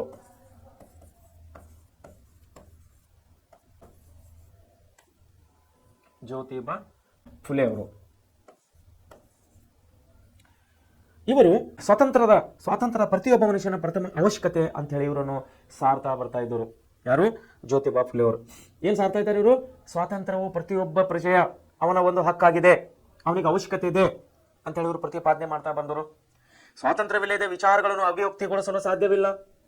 ನೋಡಿ, ಸ್ವಾತಂತ್ರ್ಯಕ್ಕೆ ಮಾತಾಡಕ್ಕೆ ಸ್ವಾತಂತ್ರ್ಯ ಇಲ್ಲ ಅಂದಮೇಲೆ ಅವನ ಮನಸ್ಸಿಲ್ಲದಂತಹ ಭಾವನೆಗಳು ಯಾವ ರೀತಿ ಅಭಿವ್ಯಕ್ತಿಪಡಿಸಲಿಕ್ಕೆ ಬರುವುದಿಲ್ಲ ಎಂದು ಪ್ರತಿಪಾದನೆ ಮಾಡ್ತಾ ಇದ್ದರು. ಸತ್ಯಶೋಧಕ ಸಮಾಜವು ಪಾನ ನಿಷೇಧವನ್ನು ಒತ್ತಾಯಿಸಿತು. ನೋಡಿ, ಸತ್ಯಶೋಧಕ ಸಮಾಜ ಏನ್ ಮಾಡ್ತಾ ಇದೆ? ಇಲ್ಲಿ ಪಾನ ನಿಷೇಧವನ್ನು ಮಾಡಿ ಅಂತ ಹೇಳಿ ಒತ್ತಾಯ ಮಾಡ್ತಾ ಇದೆ. ಸ್ತ್ರೀ ಪುರುಷರ ಸಮಾನತೆ, ಮಾನವ ಹಕ್ಕುಗಳ ನಿರಾಕರಣೆ, ಜನರನ್ನು ಶೋಷಿಸುವುದು, ಅಸ್ಪೃಶ್ಯತಾ ಆಚರಣೆಗಳನ್ನು ವ್ಯಾಪಕವಾಗಿ ವಿರೋಧಿಸಿದರು. ಅಸ್ಪೃಶ್ಯತೆ ಸಮಾಜದಲ್ಲಿ ಅವತ್ತಿನ ಕಾಲದಲ್ಲಿ ಮೇಲು ಕೀಳು, ಒಳ್ಳೆಯವರು ಕೆಟ್ಟವರು, ದೊಡ್ಡವರು ಸಣ್ಣವರು, ಮೇಲ್ಜಾತಿ ಕೆಳಜಾತಿ ಎಂಬ ಅನೇಕ ಭೇದ ಭಾವಗಳು ನಮ್ಮ ಹಿಂದೂ ಧರ್ಮದಲ್ಲಿ ಆವತ್ತಿನ ಕಾಲದಲ್ಲಿ ಪ್ರಚಲಿತದಲ್ಲಿದ್ದವು. ಸೊ ಮಹಾತ್ಮ ಜ್ಯೋತಿಬಾ ಫುಲೆ ಅವರು ಅದನ್ನು ವಿರೋಧ ಮಾಡ್ತಾ ಬಂದರು. ಅಸ್ಪೃಶ್ಯತೆಯನ್ನು ನಿವಾರಣೆ ಆಗಬೇಕು ಅನ್ನುವಂಥ ಇವರು ಒಂದು ಕಠೋರವಾದಂಥ ನಿಲುವನ್ನು ಪ್ರತಿಪಾದನೆ ಮಾಡ್ತಾ ಬರ್ತಾ ಇದ್ದಾರೆ ಜ್ಯೋತಿಬಾ ಫುಲೆ ಅವರು. ಮುಂದೆ ನೋಡಿ, ಸಾಮಾಜಿಕ ನ್ಯಾಯಕ್ಕಾಗಿ ಚಳುವಳಿಯನ್ನು ನಡೆಸಿದರು ಇವರು. ವಿದ್ಯಾರ್ಥಿಯರ ಶಿಕ್ಷಣಕ್ಕಾಗಿ ಶಾಲೆ ತೆರೆಯಲಾಯಿತು. ಶೂದ್ರರು ಅನುಭವಿಸಿದ ಗುಲಾಮಗಿರಿಯನ್ನು ಹಾಗೂ ಅದಕ್ಕೆ ಕಾರಣರಾದವರನ್ನು ಉಗ್ರವಾಗಿ ಖಂಡನೆ ಮಾಡ್ತಾ ಬಂದರು ಇವರು. ಸಮಾಜದ ವ್ಯವಸ್ಥೆ ಸುಧಾರಣೆಗಾಗಿ ಉಚಿತ ಮತ್ತು ಕಡ್ಡಾಯ ಶಿಕ್ಷಣವನ್ನು ಪ್ರತಿಪಾದಿಸಿದರು. ನೋಡಿ, ಉಚಿತ ಶಿಕ್ಷಣ ಬೇಕಂತ ಹೇಳಿ ಇವರು ಪ್ರತಿಪಾದನೆ ಮಾಡ್ತಾ ಇದ್ದಾರೆ. ಇವರು ಉಚಿತ ಶಿಕ್ಷಣ ಬೇಕು, ಆಮೇಲೆ ಕಡ್ಡಾಯ ಬೇಕು ಅಂತ ಹೇಳ್ತಾ ಇದ್ದಾರೆ ಇವರು. ಉಚಿತ ಶಿಕ್ಷಣ ಜೊತೆಗೆ ಕಡ್ಡಾಯವಾಗಿ ಶಿಕ್ಷಣ ಬೇಕಂತ ಇವರು ಪ್ರತಿಪಾದನೆ ಮಾಡ್ತಾ ಇದ್ದಾರೆ. ಸತ್ಯಶೋಧಕದ ಸಮಾಜದಿಂದ ಪ್ರಭಾವಿತರಾದ ಶಾಹು ಮಹಾರಾಜರು ಹಲವಾರು ಶಾಖೆಗಳನ್ನು ತೆರೆದು ಕಾರ್ಯಚಟುವಟಿಕೆಗಳನ್ನು ನಡೆಸಿದರು. ಸಮಾಜವು ರೈತ ಪರವಾದ ಹೋರಾಟಗಳು ನಡೆಸಿತ್ತು. ಫುಲೆಯವರು ಶೋಷಣೆ ಬಗ್ಗೆ ಗುಲಾಮಗಿರಿ ಪುಸ್ತಕದಲ್ಲಿ ತಿಳಿಸಿಕೊಡುತ್ತಾರೆ. ಗುಲಾಮಗಿರಿ ಅಂತೇಳಿ ಒಂದು ಪುಸ್ತಕವನ್ನು ಬರೆದಿದ್ದಾರೆ. ಗುಲಾಮಗಿರಿ ಅನ್ನುವಂಥ ಒಂದು ಪುಸ್ತಕವನ್ನು ಬರೆದಿದ್ದಾರೆ ಜ್ಯೋತಿಬಾ ಫುಲೆ ಅವರು. ಅದರಲ್ಲಿ ಯಾವ ವಿಷಯದ ಬಗ್ಗೆ ಇವರು ಒತ್ತು ಕೊಟ್ಟು ಹೇಳ್ತಾ ಇದ್ದಾರೆ ಅಂದ್ರೆ, ರೈತ ಪರವಾದ ಹೋರಾಟಗಳು ನಡೆಸುವ ಫುಲೆ ಅವರು ಶೋಷಣೆ ಬಗ್ಗೆ ಇಲ್ಲಿ ಒತ್ತು ಹೇಳ್ತಾ ಇದ್ದಾರೆ. ಯಾವ ರೀತಿ ಆವತ್ತಿನ ಕಾಲಕ್ಕೆ ಮೇಲ್ವರ್ಗದವರು ಕೆಳದವರೆಗೂ ಶೋಷಣೆ ಯಾವ ರೀತಿ ಶೋಷಣೆ ಆಗ್ತಾ ಅನ್ನೋದು ಅದ್ರ ಬಗ್ಗೆ ಒಂದು ಬುಕ್ಕೆ ಬರೆದಿದ್ದಾರೆ. ಆ ಬುಕ್ಕಿನ ಹೆಸರು ಗುಲಾಮಗಿರಿ. ಫುಲೆಯವರ ಪತ್ನಿಯಾದಂಥ ಸಾವಿತ್ರಿಬಾಯಿ ಅವರು ಕೂಡ ಮಹಿಳಾ ಶಿಕ್ಷಣಕ್ಕಾಗಿ ಸತ್ಯಶೋಧಕ ಸಮಾಜದ ಮೂಲಕ ಪ್ರಯತ್ನ ನಡೆಸಿದರು. ಇವರ ಪ್ರಯತ್ನದಿಂದ ಹೆಣ್ಣು ಮಕ್ಕಳಿಗೆ ವಸತಿ ನಿಲಯಗಳನ್ನು ಪ್ರಾರಂಭವಾದವು. ಅವತ್ತಿನ ಕಾಲದಲ್ಲಿ ಹಾಸ್ಟೆಲ್ಗಳನ್ನು ಮಾಡಿದರು, ಸ್ಪೆಷಲ್ ಆಗಿ ಹೆಣ್ಣು ಮಕ್ಕಳಿಗೆ, ವಿದ್ಯಾರ್ಥಿನಿಯರಿಗಾಗಿ. ಸಮಾನತೆ ಆಶಯದ ತಳದೆಯ ಮೇಲೆ ಹೊಸ ಸಮಾಜವನ್ನು ನಿರ್ಮಿಸುವ ಆಧುನಿಕ ಕಾಲಘಟ್ಟದ ಪ್ರಯತ್ನಗಳಲ್ಲಿ ಫುಲೆ ದಂಪತಿಗಳ ಪ್ರಯತ್ನ ಅತಿ ಮುಖ್ಯವಾದುದು. ಇವರ ಆಶಯದಂತೆ ಪ್ರೇರಣೆ ಪಡೆದವರಲ್ಲಿ ಬಾಬಾ ಸಾಹೇಬ್ ಅಂಬೇಡ್ಕರ್ ಅವರು ಪ್ರಮುಖರಾಗಿದ್ದರು. ಜ್ಯೋತಿಬಾ ಫುಲೆ ಅವರು ಮತ್ತು ಸಾವಿತ್ರಿಬಾಯಿ ಫುಲೆ ಅವರು ನಮ್ಮ ದೇಶದ ಪ್ರಪ್ರಥಮ ಮಹಿಳಾ ಶಿಕ್ಷಕಿ ಅಂತ ಹೇಳಿ ಕರಿತೀವಿ ನಾವು. ಯಾರಿಗೆ? ಸಾವಿತ್ರಿಬಾಯಿ ಫುಲೆ ಅವರಿಗೆ ನಮ್ಮ ದೇಶದ ಪ್ರಪ್ರಥಮ ಮಹಿಳಾ ಶಿಕ್ಷಕಿ. ಯಾವಾಗ ಅವರು ಶಿಕ್ಷಣವನ್ನು ಕಲಿತು ಶಿಕ್ಷಕ ವೃತ್ತಿಗೆ ಬಂದರು ಸಾವಿತ್ರಿಬಾಯಿ ಫುಲೆ ಅವರು, ಅವಾಗ ಎಲ್ಲ ಮಕ್ಕಳಿಗೆ, ಹೆಣ್ಣು ಮಕ್ಕಳಿಗೆ ಉಚಿತವಾದಂತಹ ವಸತಿ ನಿಲಯಗಳನ್ನು ಇವರು ಪ್ರಾರಂಭ ಮಾಡ್ತಾ ಇದ್ದಾರೆ. ಮಹಿಳಾ ಶಿಕ್ಷಣಕ್ಕೆ ಆದ್ಯತೆ ಕೊಡ್ತಾ ಇದ್ದಾರೆ. ಅಸ್ಪೃಶ್ಯತೆ ನಿವಾರಣೆಗಾಗಿ ಇವರು ಹೋರಾಟ ಮಾಡ್ತಾ ಇದ್ದಾರೆ. ಇದನ್ನು ಜನರಿಗೆ ತಿಳುವಳಿಕೆ ಮಾಡುವ, ಮನವರಿಕೆ ಮಾಡುವ ನಿಟ್ಟಿನಲ್ಲಿ ರೈತಪರ ಚಳವಳಿಕೆಗಳನ್ನು ಮಾಡ್ತಾ ಇದ್ದಾರೆ. ಇವರಿಂದ ಪ್ರೇರೇಪಿತವಾದಂತಹ ಡಾಕ್ಟರ್ ಬಾಬಾ ಸಾಹೇಬ್ ಅಂಬೇಡ್ಕರ್ ಅವರು ಕೂಡ ಒಬ್ಬರಾಗಿದ್ದಾರೆ. ಮುಂದೆ ಅಲಿಘರ್ ಚಳವಳಿ ಅಂತೇಳಿ ಇನ್ನೊಂದು ಚಳವಳಿ ನಾವು ಕಾಣ್ತಾ ಇದ್ದೀವಿ. ಅಲಿಘರ್ ಚಳವಳಿ. ಅಲಿಘರ್ ನೋಡಿ, ಅಲಿಘರ್ ಚಳವಳಿ. ಈಗ ನಾವು ಪ್ರಾರ್ಥನಾ ಸಮಾಜವನ್ನು ನೋಡಿದ್ದೇವೆ, ಸತ್ಯಶೋಧಕ ಸಮಾಜವನ್ನು ನೋಡಿದ್ದೀವಿ, ಈಗ ಅಲಿಘರ್ ಚಳವಳಿಯನ್ನು ನೋಡಕ್ ಬರ್ತಾ ಇದ್ದೀವಿ. ಸೊ ಏನಾಗ್ತದೆ ಅಲಿಘರ್ ಚಳವಳಿ ನೋಡ್ರಿ, ಮುಸಲ್ಮಾನರು ತಮ್ಮ ರಾಜಕೀಯ, ಸಾಮಾಜಿಕ, ಶೈಕ್ಷಣಿಕ, ಧಾರ್ಮಿಕ, ತಾತ್ವಿಕ ವಿಚಾರಗಳನ್ನು ಬದಲಿಸಿಕೊಂಡು ಪೂರ್ವ ಪಶ್ಚಿಮಗಳ ವಿಚಾರಗಳ ಸಂಗಮಕ್ಕೆ ಬೆಂಬಲಿಸೋದು ಅಲಿಘರ್ ಚಳವಳಿಯ ಮುಖ್ಯ ಉದ್ದೇಶವಾಗಿತ್ತು. ನೋಡ್ರಿ, ಇವ್ರ ಉದ್ದೇಶ ಏನಾಗಿತ್ತು? ಮುಖ್ಯವಾಗಿ ಮುಸಲ್ಮಾನರ ಅಂದ್ರೆ ಮುಸ್ಲಿಂ ಸಮಾಜದ ಸಾಮಾಜಿಕ, ಶೈಕ್ಷಣಿಕ, ಧಾರ್ಮಿಕ ವಿಚಾರಗಳನ್ನು ಬದಲಿಸಿಕೊಂಡು ಪೂರ್ವ ಮತ್ತು ಪಶ್ಚಿಮಗಳ ವಿಚಾರ ಸಂಗಮಕ್ಕೆ ಬೆಂಬಲಿಸಿದ ಇವರ ಉದ್ದೇಶವಾಗಿತ್ತು. ಪೂರ್ವ ಅಂದ್ರೆ ಈ ಕಡೆ ನಾವು ಪಶ್ಚಿಮ ಬಂಗಾಳ ಹಿಡ್ಕೊಂಡು ಈ ಕಡೆ ಗುಜರಾತ್ ವರೆಗೆ ಇದ್ದಂತಹ ಎಲ್ಲ ಪ್ರದೇಶಗಳೊಳಗೊಂಡಂತ ಮುಸ್ಲಿಂ ಸಮಾಜದವರು ಈ ಸಾಮಾಜಿಕ ಚಳವಳಿ, ಶೈಕ್ಷಣಿಕ ಚಳವಳಿ ಎಂದು ಇಬ್ಬರ ವಿಚಾರ ವಿನಿಮಯಗಳು ಒಟ್ಟುಗೂಡಿಸುವುದು ಇವರ ಒಂದು ಉದ್ದೇಶವಾಗಿತ್ತು. ಅಲಿಘರ್ ಚಳವಳಿ. ಈ ಚಳವಳಿಯ ನಾಯಕತ್ವವನ್ನು ಸರ್ ಸೈಯದ್ ಅಹಮದ್ ಖಾನ್ ಅವರು ವಹಿಸಿದವರು. ಸರ್ ಸೈಯದ್ ಅಹಮದ್ ಖಾನ್ ನೋಡಿ, ಅಹಮದ್ ಖಾನ್ ಅವರು ಇದರ ಚಳವಳಿಯ ನೇತೃತ್ವವನ್ನು ವಹಿಸಿದರು. ಅಹಮದ್ ಖಾನ್. ಇದು ಮುಂದೆ ಅಲಿಘರ್ ಮುಸ್ಲಿಂ ವಿಶ್ವವಿದ್ಯಾಲಯ ಎಂದು ಹೆಸರು ಪಡೆಯಿತು. ನೋಡಿ ಏನಾಗ್ತದೆ, ವಹಿಸಿದರು. ಮುಸ್ಲಿಂ ಸಮುದಾಯಕ್ಕೆ ಆಧುನಿಕ ಶಿಕ್ಷಣ ಉದ್ದೇಶಕ್ಕಾಗಿ ಆಂಗ್ಲೋ ಓರಿಯೆಂಟಲ್ ಕಾಲೇಜನ್ನು ಇವರು ಪ್ರಾರಂಭ ಮಾಡ್ತಾ ಇದ್ದಾರೆ. ಅಹಮದ್ ಖಾನ್ ಅವರು ಆಂಗ್ಲೋ ಓರಿಯೆಂಟಲ್ ಕಾಲೇಜನ್ನು ಪ್ರಾರಂಭ ಮಾಡ್ತಾ ಇದ್ದಾರೆ. ಇದು ಮುಂದೆ ಅಲಿಘರ್ ಮುಸ್ಲಿಂ ವಿಶ್ವವಿದ್ಯಾಲಯ ಎಂದು ಹೆಸರು ಪಡೆಯಿತು. ಪಾಶ್ಚಾತ್ಯ ಶಿಕ್ಷಣಗಳೊಂದಿಗೆ ಧಾರ್ಮಿಕ ಶಿಕ್ಷಣವನ್ನು ಸಹ ನೀಡುವುದು ಇವರ ಉದ್ದೇಶವಾಗಿತ್ತು. ನೋಡಿ, ಪಾಶ್ಚಾತ್ಯ ಶಿಕ್ಷಣ ಅಂದ್ರೆ ಅದೇ ಸಮಯದಲ್ಲಿ ಇಂಗ್ಲಿಷ್ ಶಿಕ್ಷಣವನ್ನು ಮಹತ್ವ ಪಡೆದಿತ್ತು. ಇಂಗ್ಲಿಷ್ ಭಾಷೆಯ ಪ್ರಭಾವವನ್ನು ನಮ್ಮ ದೇಶದ ಮೇಲೆ ತುಂಬಾ ವ್ಯಾಪಕವಾಗಿ ಹರಡಿತ್ತು. ಯಾಕಂದ್ರೆ ಸಿಕ್ಕಾಪಟ್ಟೆ ಎಲ್ಲ ಕಡೆ ಏನಪ್ಪಾ ಅಂದ್ರೆ ಬ್ರಿಟಿಷರು ಅಧಿಕಾರವನ್ನಿತ್ತು. ಬ್ರಿಟಿಷ್ ಅಧಿಕಾರ ಇತ್ತು. ಇಂಗ್ಲಿಷ್ ಭಾಷೆ ಕಲಿಯುವುದು ಅನಿವಾರ್ಯ ಕೂಡ ಆಗಿತ್ತು. ಯಾಕಂದ್ರೆ ಆಡಳಿತಕ್ಕಾಗಿ ಇಂಗ್ಲಿಷ್ ಭಾಷೆ ಆವಾಗ ಸಂಪರ್ಕ ಭಾಷೆ ಆಗಿತ್ತು. ಸೊ ಇದರ ಜೊತೆಯಲ್ಲಿ ಮುಸಲ್ಮಾನರಿಗೆ ಅವರ ಪಾಶ್ಚಾತ್ಯ ಭಾಷೆಯ ಜೊತೆಗೆ ಯಾವುದು ಮುಸ್ಲಿಂ ಶಿಕ್ಷಣ ಕೊಡುವುದು ಕೂಡ ಅವರಿಗೊಂದು ಉದ್ದೇಶವಾಗಿತ್ತು. ಅವರಿಗೆ ಧಾರ್ಮಿಕ ಶಿಕ್ಷಣ ಕೊಡಬೇಕಂತ ಹೇಳಿ ಅವರಿಗೆ ಉದ್ದೇಶವಾಗಿತ್ತು. ಮುಸಲ್ಮಾನ್ ಧಾರ್ಮಿಕ ಶಿಕ್ಷಣ ಕೂಡ ಮುಸಲ್ಮಾನ ಜನರಿಗೆ ಕೊಡಬೇಕಂತ ಹೇಳಿ ಮೊಹಮ್ಮದ್ ಖಾನ್ ಅವರಿಗೆ ಅರಿವಾಗಿತ್ತು. ಅದೇ ಒಂದು ಸಮಯದಲ್ಲಿ ಪಾಶ್ಚಾತ್ಯ ಶಿಕ್ಷಣದಿಂದ ನವೀಕೃತ ಸಮಾಜದ ನಿರ್ಮಾಣವು ಸಾಧ್ಯ ಎಂದು ಅವರು ನಂಬಿದರು. ನೋಡ್ರಿ, ಇವರು ಕೂಡ ಅದೇ ಹೇಳ್ತಾ ಇದ್ದಾರೆ, ಪಾಶ್ಚಾತ್ಯ ಶಿಕ್ಷಣದಿಂದ ಮಾತ್ರ ನವೀಕೃತ ಸಮಾಜವನ್ನು ನಿರ್ಮಾಣ ಮಾಡಬಹುದು ನಾವು, ಇಲ್ಲಾಂದ್ರೆ ಮತ್ತೆ ಹಿಂದೆ ಕಾಲದ ಹಾಗೆ ನಾವು ಗುಲಾಮಗಿರಿ ಪದ್ಧತಿಯಲ್ಲಿ ಇರ್ತೀವಿ ಅಂತ ಹೇಳಿ ಅವರಿಗೆ ಗೊತ್ತಾಗಿತ್ತು. ಸರ್ ಸೈಯದ್ ಅವರು ರಾಷ್ಟ್ರೀಯ ಕಾಂಗ್ರೆಸ್ನಿಂದ ದೂರವೇ ಉಳಿದು ನೋಡ್ರಿ, ಅವಾಗ ರಾಷ್ಟ್ರೀಯ ಅಧಿವೇಶನಗಳಲ್ಲಿ, ರಾಷ್ಟ್ರೀಯ ಚಳವಳಿಗಳಲ್ಲಿ, ಸ್ವಾತಂತ್ರ್ಯೋತ್ಸವದ ಚಳವಳಿಗಳಲ್ಲಿ ಅವಾಗೇನಾಗ್ತದೆ, ಬ್ರಿಟಿಷ್ ವಿರುದ್ಧ ಹೋರಾಡುತ್ತಿರುವ ಸ್ವತಂತ್ರ ಚಳವಳಿಗಳಿಂದ ಇವರು ಸ್ವಲ್ಪ ದೂರ ಅಂತರವನ್ನೇ ಕಾಯ್ದುಕೊಂಡಿದ್ದರು ಮೊಹಮ್ಮದ್ ಖಾನ್ ಅವರು. ಮುಸಲ್ಮಾನ್ ಸಮುದಾಯವನ್ನು ಒಗ್ಗೂಡಿಸಲು ಪ್ರಯತ್ನ ಮಾಡ್ತಾ ಇದ್ರು. ಕಾಂಗ್ರೆಸ್ ಚಳವಳಿ, ಸ್ವತಂತ್ರ ಚಳವಳಿಯಿಂದ ದೂರ ಉಳಿದು ಮುಸಲ್ಮಾನ್ ಅಂತದಂತ ಒಂದು ಚಳವಳಿನೇ ಇವರು ಪ್ರಾರಂಭ ಮಾಡಲಿಕ್ಕೆ ಸಿದ್ಧತೆ ಮಾಡ್ತಾ ಇದ್ರು. ಇವರು ಸಮುದಾಯವನ್ನು ಒಗ್ಗೂಡಿಸಬೇಕಂತ ಹೇಳಿ ಇವರು ಕಷ್ಟಪಡ್ತಾ ಇದ್ದರು. ಸ್ತ್ರೀಯರ ಶಿಕ್ಷಣವನ್ನು ಬೆಂಬಲಿಸಿದರು. ಬಹು ಪತ್ನಿತ್ವವನ್ನು ಹಾಗೂ ವಿಧವಾ ವಿವಾಹದ ವಿರುದ್ಧ ತಮ್ಮ ವಿಚಾರಗಳನ್ನು ಖಂಡಿಸ್ತಾ ಇದ್ದರು ಇವರು. ಸೊ ಹೀಗಾಗಿ ಮುಸ್ಲಿಂ ಸಮಾಜವನ್ನು ಒಂದುಗೂಡಿಸಿ ಅವರಿಗೆ ಶಿಕ್ಷಣ ಕೊಡಿಸೋದು, ಅವರಿಗೆ ಸಾಮಾಜಿಕವಾಗಿ ಜಾಗೃತಗೊಳಿಸೋದು, ಧಾರ್ಮಿಕ ಶಿಕ್ಷಣ ಕೊಡಿಸೋದು, ಮುಸಲ್ಮಾನರ ಇಲ್ಲಿಗೆ ಒಗ್ಗೂಡಿಸುವುದು, ಪೂರ್ವದಿಂದ ಪಶ್ಚಿಮವರೆಗೆ ಅವರ ಮನಸ್ಸಲ್ಲಿದ್ದಂಥ ಎಲ್ಲ ಅಂಶಗಳನ್ನು ಹೊರಗೆ ತರುವುದು, ಸಂವಾದಗಳನ್ನು ಏರ್ಪಡಿಸುವುದು, ಮುಸ್ಲಿಮರಲ್ಲಿ ಜಾಗೃತಿ ಮೂಡಿಸುವುದು, ಇದು ನಮ್ಮ ಸರ್ ಸೈಯದ್ ಅಹಮದ್ ಖಾನ್ ಅವರ ಉದ್ದೇಶವಾಗಿತ್ತು. ಅದೇ ಒಂದು ಉದ್ದೇಶಕ್ಕಾಗಿ ಇವರು ಆಂಗ್ಲೋ ಓರಿಯೆಂಟಲ್ ಕಾಲೇಜನ್ನು ಪ್ರಾರಂಭ ಮಾಡ್ತಾರೆ. ಅದನ್ನೇ ಮುಂದೆ ಅಲಿಗಢ ಮುಸ್ಲಿಂ ವಿಶ್ವವಿದ್ಯಾಲಯ ಅಂತೇಳಿ ಪ್ರಾರಂಭವಾಗ್ತದೆ. ಸೊ ಇಲ್ಲಿಗೆ ನಾವು ಅಲಿಗಢ ಚಳವಳಿ ವಿಷಯದಾಗ ಮಾತಾಡಿದ್ದೇವೆ. ಇನ್ನು ಮುಂದೆ ರಾಮಕೃಷ್ಣ ಮಿಷನ್ ಅಂತೇಳಿ ನಾವು ಇದ್ರ ಬಗ್ಗೆ ಓದುವವರಾಗಿದ್ದೇವೆ. ರಾಮಕೃಷ್ಣ ಮಿಷನ್.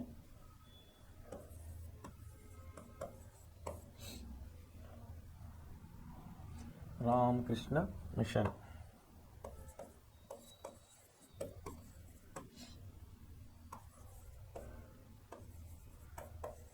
ರಾಮಕೃಷ್ಣ ಮಿಷನ್ ಅನ್ನೋದು 1897ರಲ್ಲಿ ಪ್ರಾರಂಭ ಆಗ್ತಾ ಇದೆ. ಇಲ್ಲಿ ಹೆಸರೇ ಸೂಚಿಸುವ ಹಾಗೆ ರಾಮ ಮತ್ತು ಕೃಷ್ಣ, ಹೆಸರೇ ಸೂಚಿಸುವ ಹಾಗೆ ರಾಮ ಮತ್ತು ಕೃಷ್ಣನ ಹೆಸರ ಮೇಲೆ ಇಟ್ಟಿದ್ದಕ್ಕಾಗಿ ಇದನ್ನು ನಾವು ಹಿಂದೂ ಧಾರ್ಮಿಕ ಸುಧಾರಣೆ ಅಂತ ಹೇಳಿ ನಾವು ಕರಿಬಹುದು. ನೋಡ್ರಿ, ರಾಮಕೃಷ್ಣ ಪರಮಹಂಸರು ಬಂಗಾಳದ ದಕ್ಷಿಣೇಶ್ವರದಲ್ಲಿನ ಕಾಳಿ ದೇವಾಲಯದ ಅರ್ಚಕರಾಗಿದ್ದರು. ಯಾರು? ರಾಮಕೃಷ್ಣ ಪರಮಹಂಸರು. ಯಾವುದೆಲ್ಲ ಅರ್ಚಕರಾಗಿದ್ದರು ಇವರು? ಬಂಗಾಳದ ದಕ್ಷಿಣೇಶ್ವರದಲ್ಲಿನ ಕಾಳಿ ದೇವಾಲಯದ ಅರ್ಚಕರಾಗಿದ್ದರು ಇವರು. ಅವರ ಚಿಂತನೆಯು ಭಾರತದ ಸಂಸ್ಕೃತಿಯ ಆಧಾರವಾಗಿತ್ತು. ಅವರ ಚಿಂತನೆಯು ನಮ್ಮ ದೇಶದ ಸಂಸ್ಕೃತಿಯ ಒಂದು ಆಧಾರವಾಗಿತ್ತು. ಅವರ ಪ್ರಕಾರ ಎಲ್ಲ ಪಂಥಗಳು ಸಮಾನ, ಯಾವ ದೇವರು ಯಾವ ಪಂಥ ಮುಖ್ಯ ಅನ್ನೋದಕ್ಕಿಂತಲೂ ಅಧ್ಯಾತ್ಮ ಸಾಕ್ಷಾತ್ಕಾರವು ಮುಖ್ಯವಾದುದೆಂದು ಅವರು ನಂಬಿದವರು. ನೋಡ್ರಿ, ಅವ್ರು ಏನು ಹೇಳ್ತಾ ಇದ್ದಾರೆ? ಯಾವ ದೇವರು ಯಾವ ಪಂಥ ಅನ್ನೋದಕ್ಕಿಂತ ಅಧ್ಯಾತ್ಮವನ್ನು ಇರಬೇಕು ಎಲ್ಲರ ಕಡೆ. ಅಧ್ಯಾತ್ಮದ ಕಡೆ ಎಲ್ಲರೂ ಒಲವು ತೋರಬೇಕು. ಅಧ್ಯಾತ್ಮದಿಂದ ಮಾನವನ ಬೆಳವಣಿಗೆ ಆಗ್ತದೆ, ಮಾನವನ ಸಂಸ್ಕೃತಿ ಬೆಳೀತದೆ, ಮಾನವನಿಗೆ ಸಾಮಾಜಿಕ ಪ್ರಜ್ಞೆನೂ ಬರುತ್ತದೆ ಅನ್ನುವಂಥ ಒಂದು ನಂಬಿಕೆಯನ್ನು ರಾಮಕೃಷ್ಣ ಪರಮಹಂಸರದಾಗಿತ್ತು. ಅವರು ವಿಗ್ರಹಾರಾಧನೆ ನಂಬಿಕೆ ಹೊಂದಿದ್ದವರು. ನೋಡಿ, ಇವರು ಇದಕ್ಕಿಂತ ಮುಂಚೆ ಬಂದವರೆಲ್ಲ ಏನಂತ ಇದ್ರು? ವಿಗ್ರಹಾರಾಧನೆ ಮಾಡಬೇಡ್ರಿ, ಹಲವು ದೇವತೆಗಳ ಪೂಜನೆ ಮಾಡಬೇಡ್ರಿ ಅವ್ರು ಹೇಳ್ತಾ ಬರ್ತಾ ಇದ್ರು. ಎಲ್ಲಿ? ಬ್ರಹ್ಮ ಸಮಾಜ, ಆರ್ಯ ಸಮಾಜ, ಸತ್ಯಶೋಧಕ, ಅಲಿಗಢ ಚಳವಳಿ ನಾವು ಅಲ್ಲಿ ನೋಡ್ಕೊತ ಬಂದಿವಿ. ಆದ್ರೆ ಇವರು ಡಿಫ್ರೆಂಟ್ ಆಗಿ ಹೇಳ್ತಾ ಇದ್ದಾರೆ. ಇವರು ಬೇರೆ ವಿಚಾರಣೆ ತಿಳಿಸ್ತಾ ಇದ್ದಾರೆ. ಏನಂತಾರೆ ಇವರು ವಿಗ್ರಹಾರಾಧಕರಾಗಿದ್ದರು, ಮೂರ್ತಿ ಪೂಜೆಯನ್ನು ಮಾಡುವವರಾಗಿದ್ದವರು. ಇವರು ಸ್ವಾಮಿ ವಿವೇಕಾನಂದರು ರಾಮಕೃಷ್ಣ ಪರಮಹಂಸರ ಆತ್ಮೀಯ ಶಿಷ್ಯರಾಗಿದ್ದರು. ಯಾರು? ಸ್ವಾಮಿ ವಿವೇಕಾನಂದ್ ಅವರು ಯಾರಾಗಿದ್ದರು? ರಾಮಕೃಷ್ಣ ಪರಮಹಂಸರ ಆತ್ಮೀಯ ಶಿಷ್ಯರಾಗಿದ್ದರು. ಸ್ವಾಮಿ ವಿವೇಕಾನಂದರು ತಮ್ಮ ಗುರುಗಳಾದ ರಾಮಕೃಷ್ಣ ಪರಮಹಂಸರ ಧ್ಯೇಯ ಆದರ್ಶಗಳನ್ನು ಪ್ರಚಾರಪಡಿಸಲು ರಾಮಕೃಷ್ಣ ಮಿಷನ್ ಅನ್ನು ಪ್ರಾರಂಭಿಸಿದರು. ರಾಮಕೃಷ್ಣ ಮಿಷನ್ ಅನ್ನು ಯಾರು ಪ್ರಾರಂಭ ಮಾಡ್ತಾ ಇದ್ದಾರೆ ಇಲ್ಲಿ? ಸ್ವಾಮಿ ವಿವೇಕಾನಂದರು. ಅದರ ಸಲುವಾಗಿ ಅವರ ಗುರುಗಳಾದಂತಹ ರಾಮಕೃಷ್ಣ ಪರಮಹಂಸರ ಧ್ಯೇಯ ಮತ್ತು ಉದ್ದೇಶಗಳನ್ನು ಪ್ರಚಾರ ಮಾಡುವುದರ ಸಲುವಾಗಿ, ಸಮಾಜದಲ್ಲಿ ಎಲ್ಲರಿಗೆ ಅವರ ಧ್ಯೇಯ ಉದ್ದೇಶಗಳನ್ನು ಮುಟ್ಟಿಸುವುದಕ್ಕಾಗಿ, ಅವರು ವಿಚಾರಗಳನ್ನು ಮುಟ್ಟಿಸುವುದಕ್ಕಾಗಿ ಇಲ್ಲಿ ಸ್ವಾಮಿ ವಿವೇಕಾನಂದ ಅವರು ಏನು ಮಾಡ್ತಾ ಇದ್ದಾರೆ? ರಾಮಕೃಷ್ಣ ಮಿಷನ್ ಅಂತೇಳಿ ಇಲ್ಲಿ ಒಂದು ಇದು ಸ್ಥಾಪನೆ ಮಾಡ್ತಾ ಇದ್ದಾರೆ. ರಾಮಕೃಷ್ಣ ಮಿಷನ್ ಸರ್ವಧರ್ಮ ಸಮನ್ವಯ ತತ್ವವನ್ನು ಪ್ರಚಾರ ಮಾಡುವುದು ಹಾಗೂ ಅನುಷ್ಠಾನಗೊಳಿಸುವುದು ಇವರ ಉದ್ದೇಶವಾಗಿತ್ತು. ನೋಡಿ, ಸರ್ವಧರ್ಮ ಸಮನ್ವಯ, ಎಲ್ಲ ಧರ್ಮಗಳು ಸಮನ್ವಯ, ಎಲ್ಲರೂ ಒಂದೇ, ಎಲ್ಲ ಧರ್ಮಗಳು ಸಮಾನವಾಗಿದೆ, ಯಾವುದು ಮೇಲಿಲ್ಲ, ಯಾವುದು ಕೆಟ್ಟದಿಲ್ಲ ಅಂತೇಳಿ ತಿಳಿಸಿ ಹೇಳೋದು ಇವರ ಒಂದು ಧ್ಯೇಯವಾಗಿತ್ತು, ಉದ್ದೇಶವಾಗಿತ್ತು. ರಾಮಕೃಷ್ಣ ಆಶ್ರಮವು ಜಗತ್ತಿನೆಲ್ಲೆಡೆ ಶಾಖೆಗಳನ್ನು ಹೊಂದಿದೆ. ಇವತ್ತಿಗೂ ಕೂಡ ರಾಮಕೃಷ್ಣ ಆಶ್ರಮವು, ರಾಮಕೃಷ್ಣ ಮಿಷನವು ಎಲ್ಲ ದೇಶಗಳಲ್ಲಿ, ನಮ್ಮ ದೇಶಗಳು ಕೂಡ ತಮ್ಮ ಶಾಖೆಗಳನ್ನೇ ಹೊಂದಿವೆ. ಇವುಗಳಲ್ಲಿ ಪ್ರಾಚೀನ ಆಧುನಿಕ, ಇವುಗಳಲ್ಲಿ ನೋಡಿ, ಮತ್ತದರಲ್ಲಿ ಪ್ರಾಚೀನ ಮತ್ತು ಆಧುನಿಕ ಮತ್ತು ಪಾಶ್ಚಾತ್ಯ ತತ್ವಜ್ಞಾನಿಗಳ ಮಿಲನವನ್ನು ನಾವಿಲ್ಲಿ ಅನುಭವಿಸಬಹುದು. ಸ್ವಾಮಿ ವಿವೇಕಾನಂದರು ಜೀವನ ಪ್ರೀತಿಯಲ್ಲಿರುವ ಮಹತ್ವವನ್ನು ತೆರೆದಿಟ್ಟು, ನೋಡಿ ಸ್ವಾಮಿ ವಿವೇಕಾನಂದರು ಏನು ಹೇಳ್ತಾ ಇದ್ರಲ್ಲಿ? ಜೀವನ ಅಂದ್ರೆ ಏನು, ಪ್ರೀತಿ ಅನ್ನೋದು ಏನು ಅನ್ನೋದು ಇವರು ಅದರ ಮಹತ್ವವನ್ನು ತೆರೆದಿಡ್ತಾ ಇದ್ದಾರೆ. ಭಾರತೀಯರನ್ನು ಎಚ್ಚರಗೊಳಿಸಿದ ಕ್ರಾಂತಿಕಾರಿ ಸನ್ಯಾಸಿ ಇವನು. ಭಾರತೀಯರನ್ನು ಎಚ್ಚರಗೊಳಿಸಿದ ಅಂದ್ರೆ ಅಜ್ಞಾನದಿಂದ ಹೊರಗಡೆ ತಂದಂತಹ ಒಬ್ಬ ಸನ್ಯಾಸಿ ಅಂತೇಳಿ ನಾವು ಹೇಳ್ತಾ ಇದ್ದೀವಿ. ವ್ಯಕ್ತಿ ಮತ್ತು ವ್ಯಕ್ತಿಯ ಇರುವಿಕೆಗೆ, ನೋಡ್ರಿ, ವ್ಯಕ್ತಿ ಮತ್ತು ವ್ಯಕ್ತಿಯ ಇರುವಿಕೆಗೆ ಮತ್ತು ಸಾಮರ್ಥ್ಯಕ್ಕೆ ಮಹತ್ವ ನೀಡಬಯಸಿದವರು ಇವರು. ಮೋಕ್ಷ ಪ್ರಾರ್ಥಿಗಾಗಿ ಪ್ರಾರ್ಥನೆ, ಯೋಗ, ಸಾಧನೆಗಳಲ್ಲದೆ ಸಮಾಜದ ಸೇವೆ ಮುಖ್ಯವೆಂದರು. ನೋಡಿ, ಮೋಕ್ಷ ಪ್ರಾರ್ಥನೆಗಾಗಿ ಪ್ರಾರ್ಥನೆ, ಯೋಗ, ಸಾಧನೆಗಳ ಅವಶ್ಯಕತೆ ಇಲ್ಲ, ಸಮಾಜ ಸೇವೆಯೇ ಮುಖ್ಯ ಅಂತೇಳಿ ಇವರು ಒತ್ತಿ ಕೊಟ್ಟು ಹೇಳ್ತಾ ಇದ್ದಾರೆ. ಮೋಕ್ಷ ವ್ಯಾಪ್ತಿ, ಮೋಕ್ಷ ಅಂದ್ರೆ ಏನು ಗೊತ್ತಲ್ರಿ? ಮನುಷ್ಯ ಸತ್ತ ಮೇಲೆ ಸ್ವರ್ಗಕ್ಕೆ ಏನು ಹೋಗ್ತಾನಲ್ಲ, ಅದಕ್ಕೆ ನಾವು ಮೋಕ್ಷ ಅಂತ ಹೇಳಿ ಕರಿತೀವಿ. ಇವಾಗ ಕೂಡ ಹಳ್ಳಿಯಲ್ಲಿ ಜನ ಬೈಕೋತಾರೆ, ಸತ್ತ ಮೇಲೆ ನೀ ಸ್ವರ್ಗಕ್ಕೆ ಹೋಗಲಿ, ನೀನು ನರಕಕ್ಕೆ ಹೋಗ್ತೀಯ ಅಂತ ಹೇಳ್ತಾರೆ. ಏನದು ಸ್ವರ್ಗ, ಏನದು ನರಕ? ಸ್ವರ್ಗ ಅಂದರೆ ಒಳ್ಳೆಯದು, ನರಕ ಅಂದರೆ ಕೆಟ್ಟದು. ನಾವು ಸಾಮಾನ್ಯವಾಗಿ ತಿಳಿದುಕೊಳ್ಳುವಂಥ ಅರ್ಥ. ಅದು ಯಾವ ರೀತಿ ಒಳ್ಳೆಯದು, ಯಾವ ರೀತಿ ಕೆಟ್ಟದನ್ನ ಬಗ್ಗೆ ನಾವು ವಿಶ್ಲೇಷಣೆ ಮಾಡ್ತಾ ಹೋದರೆ ಅದಕ್ಕೆ ಇನ್ನೂ 2 ತಾಸು ಸಮಯ ಬೇಕಾಗುತ್ತದೆ. ಸೊ ಇಲ್ಲಿ ನಾವು ಸಿಂಪಲ್ ಆಗಿ ತಿಳ್ಕೊಬೇಕಂದ್ರೆ, ಸ್ವರ್ಗ ಅಂದರೆ ಒಳ್ಳೆಯದು, ನರಕ ಅಂದರೆ ಕೆಟ್ಟದು. ಸ್ವರ್ಗ ಅಂದರೆ ಒಳ್ಳೆ ದಾರಿ, ನರಕ ಅಂದರೆ ಕೆಟ್ಟ ದಾರಿ ಅಂತೇಳಿ ನಾವು ತಿಳ್ಕೊಬೋದು. ಸೊ ಇಲ್ಲೇನು ಹೇಳ್ತಾ ಇದ್ದಾರೆ ಸ್ವಾಮಿ ವಿವೇಕಾನಂದರು? ನಾವು ಸ್ವರ್ಗಕ್ಕೆ ಹೋಗ್ಬೇಕಂದ್ರೆ, ನಾವು ಮೋಕ್ಷವನ್ನು ಪ್ರಾಪ್ತಿ ಮಾಡಬೇಕಾದ್ರೆ ನಮಗೆ ಯೋಗ ಪ್ರಾರ್ಥನೆ ಅವಶ್ಯಕತೆ ಇಲ್ಲ.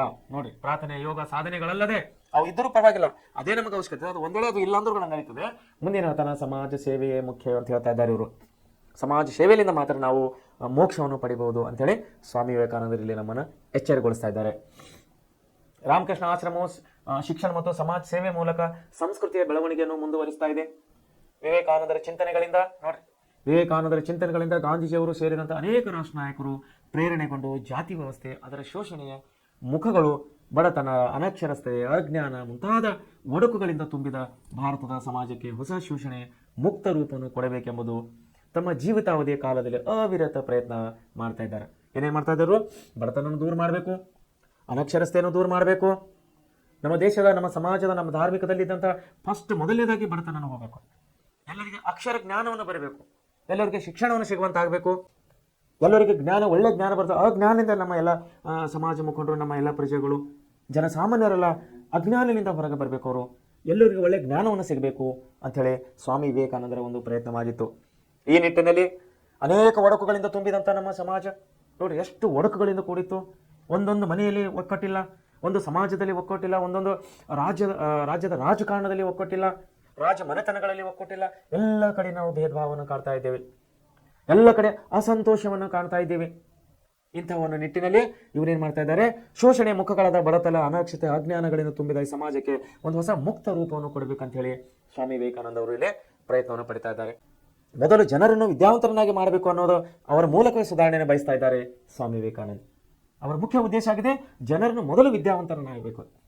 ಎಲ್ಲಿವರೆಗೆ ಇವರು ವಿದ್ಯೆಯನ್ನು ಸಿಗೋದಿಲ್ಲೋ, ಎಲ್ಲಿವರೆಗೆ ಇವರು ಒಳ್ಳೆ ಶಿಕ್ಷಣವನ್ನು ಸಿಗೋದಿಲ್ಲೋ, ಎಲ್ಲಿವರೆಗೆ ಇವರು ಜಾಗೃತರಾಗೋದಿಲ್ಲೋ, ಅಲ್ಲಿವರೆಗೆ ಇವರಿಗೆ ಜ್ಞಾನವನ್ನು ಸಿಗೋದಿಲ್ಲ ಅನ್ನುವಂಥ, ಯಾವಾಗ ಇವರು ಜ್ಞಾನವಂತರಾಗುತ್ತಾರೋ, ಯಾವಾಗ ಇವರು ಬುದ್ಧಿವಂತರಾಗುತ್ತಾರೋ, ಆವಾಗ ಮಾತ್ರ ನಾವು ಸಮಾಜವನ್ನು ಸುಧಾರಣೆ ಮಾಡಬಹುದು ಎಂಬ ಅರಿವನ್ನು ಸ್ವಾಮಿ ವಿವೇಕಾನಂದ ಅವರಿಗಾಗಿತ್ತು. ಅವರ ಮೂಲಕ ಸುಧಾರಣೆಯನ್ನು ಬಯಸ್ತಾ ಇದ್ದರು. ಶಾಸನ ರೂಪಿಸುವ ಸಂಸ್ಥೆಗಳು ರೂಪುಗೊಳ್ಳಬೇಕು, ಅವುಗಳ ಮುಖಾಂತರ ಸಮಾಜದ ಸುಧಾರಣಾ ಕಾನೂನುಗಳನ್ನು ಜಾರಿಗೊಳ್ಳಬೇಕು ಎಂಬುದು ಬಯಸಿದರು. ಪಾಶ್ಚಿಮಾತ್ಯರ ಅಂಧಾನುಕರಣೆಯನ್ನು ಬಿಡಬೇಕಂತೂ ಇವರು ಬಯಸ್ತಾ ಇದ್ದಾರೆ. ನೋಡಿ, ಪಾಶ್ಚಿಮಾತ್ಯರಿಗೆ ಎಷ್ಟು ಜನ ವಿರೋಧ ಮಾಡ್ತಾ ಇದ್ರು, ಅಷ್ಟು ಜನ ಅವರಿಗೆ ಸಪೋರ್ಟ್ ಮಾಡೋರು ನಮ್ಮವರೇ. ಅವರಿಗೆ ವಿರೋಧ ಮಾಡೋರು 20 ಜನ ಆದರೆ ಸಪೋರ್ಟ್ ಮಾಡೋರು 30 ಜನ, ವಿರೋಧ ಮಾಡೋರು 30 ಜನ ಆದರೆ ಸಪೋರ್ಟ್ ಮಾಡೋರು 40 ಜನ. ಯಾರಿಗೆ? ಬ್ರಿಟಿಷರಿಗೆ, ಪಾಶ್ಚಾತ್ಯರಿಗೆ ಅಂತ ಕೊಡ್ತಾ ಇದ್ದಾರೆ. ನೋಡಿ, ಪಾಶ್ಚಿಮಾತ್ಯರ ಅಂಧಾನುಕರಣೆಯನ್ನು ಬಿಡಬೇಕಂತೇಳಿ ಇವರು ಪ್ರಯತ್ನ ಮಾಡ್ತಾ ಇದ್ದರು. 1893ರಲ್ಲಿ ಸ್ವಾಮಿ ವಿವೇಕಾನಂದರು ನೋಡಿ, 1893ರಲ್ಲಿ ಸ್ವಾಮಿ ವಿವೇಕಾನಂದರು ಅಮೆರಿಕದ ಚಿಕಾಗೋ ವಿಶ್ವಧರ್ಮ ಸಮ್ಮೇಳನದಲ್ಲಿ ಸರ್ವಧರ್ಮ ಸಹಿಷ್ಣುತೆ, ಸಕಲ ಧರ್ಮಗಳು ಸತ್ಯ ಎಂದು ಪ್ರತಿಪಾದಿಸಿದರು. ನೋಡಿ, ವಿಶ್ವವ್ಯಾಪಿ ನಡೆಯುವಂತಹ ಅಮೆರಿಕದಲ್ಲಿ ಒಂದು ವಿಶ್ವವ್ಯಾಪಿಯಾದಂಥ ಧರ್ಮ ಇದೊಂದು ನಡೀತಾ ಇದೆ, ಅಲ್ಲಿ ಕಾನ್ಫರೆನ್ಸ್ ನಡೀತಾ ಇದೆ. ಧಾರ್ಮಿಕವಾದ ಚಿಂತನೆಗಳಲ್ಲಿ ಮಂಡಿಸಲಿಕ್ಕೆ ಜಗತ್ತಿನಾದಂಥ ಎಲ್ಲ ಧಾರ್ಮಿಕ ಮುಖಂಡರಲ್ಲಿ ಭಾಗವಹಿಸಿದ್ದಾರೆ. ಅಲ್ಲಿ ನಮ್ಮ ಸ್ವಾಮಿ ವಿವೇಕಾನಂದ ಕೂಡ ಭಾಗವಹಿಸಿದ್ದಾರೆ. ಅಲ್ಲಿ ಏನು ಹೇಳ್ತಾ ಇದ್ದಾರೆ ಅವರು? ಆ ಒಂದು ವಿಚಾರ ಸಂಕಿರಣದಲ್ಲಿ ಏನು ಹೇಳ್ತಾ ಇದ್ದಾರೆ, ಎದಕ್ಕೆ ಪ್ರತಿಪಾದನೆಯನ್ನು ಕೊಡ್ತಾ ಇದ್ದಾರೆ ಇವರು? ವಿಶ್ವಧರ್ಮ ಸಮ್ಮೇಳನದಲ್ಲಿ ಸಹಿಷ್ಣುತೆ ಬೇಕು, ಮೊದಲನೇದಾಗಿ ಮಾನವನಲ್ಲಿ ಸಹಿಷ್ಣುತೆ ಬೇಕು, ಸಕಲ ಧರ್ಮಗಳು ಸತ್ಯ ಎಂದು ಪ್ರತಿಪಾದಿಸ್ತಾ ಇವರು ಬರ್ತಾ ಇದ್ದರು. ಭಾರತದ ಹಿರಿಮೆಯನ್ನು ಜಗತ್ತಿಗೆ ಸಾರಿದರು. ಅವತ್ತಿನ ಕಾಲದಲ್ಲಿ ಹಿಂದೂ ಧರ್ಮವು ಹೇಗೆ ವಿಶ್ವ ಪ್ರಾಮುಖ್ಯವನ್ನು ಸಾರಿದೆ ಎಂಬುದನ್ನು ವಿವರಿಸಿ ಭಾರತೀಯ ಸಂಸ್ಕೃತಿಯನ್ನು ವಿಶ್ವಕ್ಕೆ ಪರಿಚಯಿಸಿದರು. ಇವರು ಯುವಕರಿಗೆ ಪ್ರೇರಣೆ ಶಕ್ತಿಯಾಗಿದ್ದರು ಅನ್ನುವಂಥ ಅಂಶಗಳನ್ನು ನಾವಿಲ್ಲಿ ನೋಡ್ತಾ ಇದ್ದೇವೆ. ಅದಕ್ಕಾಗಿಯೇ ಇವತ್ತಿನ ಸ್ವಾಮಿ ವಿವೇಕಾನಂದರು ಒಂದು ಯುವಕರಿಗೆ ಪ್ರೇರಣೆ ಶಕ್ತಿ ಆಗಿದ್ದಾರೆ ಅನ್ನುವ ಮೂಲಕವಾಗಿ ನಾನು 2 ನಿಮಿಷ ನಿಮ್ಮನ್ನು ಸಮಯ ತಗೊಳ್ಳೋಕೆ ಇಷ್ಟಪಡ್ತಾ ಇದ್ದೇನೆ. ಸ್ವಾಮಿ ವಿವೇಕಾನಂದ ಇವತ್ತಿಗೆ ಯಾರು ಗೊತ್ತಿಲ್ಲ ಹೇಳ್ರಿ? ಸ್ವಾಮಿ ವಿವೇಕಾನಂದ ಬಲ್ಲವರು ಯಾರಾಗಿದ್ದಾರೆ ಹೇಳ್ರಿ? ವಿಶೇಷವಾಗಿ ಯುವಕರು.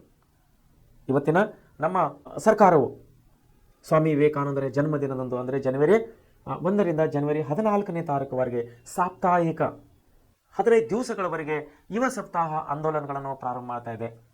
1 ವಾರದ ಕಾಲಾವಧಿಯಲ್ಲಿ ಜನವರಿ ತಿಂಗಳಲ್ಲಿ, ಪ್ರತಿ ವರ್ಷ ಜನವರಿ ತಿಂಗಳಲ್ಲಿ ಜನವರಿ 12ನೇ ತಾರೀಕು ಅನ್ಕೋತೀನಿ ನಾನು, 12ನೇ ತಾರೀಕಿನಿಂದ 1 ವಾರದವರೆಗೆ ಇಡೀ ದೇಶದಲ್ಲಿ ಯುವ ಸಪ್ತಾಹ ಕಾರ್ಯಗಳನ್ನು ಮಾಡ್ತಾ ಇದೆ. ಯಾಕಂದರೆ ಯುವಕರ ಕಣ್ಮಣಿಗಳಾಗಿದ್ದವರು ಸ್ವಾಮಿ ವಿವೇಕಾನಂದ ಅವರು. ಯುವಕರಿಗೆ ಒಂದು ಕರೆಯನ್ನು ಕೊಟ್ಟಿದ್ದರು. ಏನಂತೆ?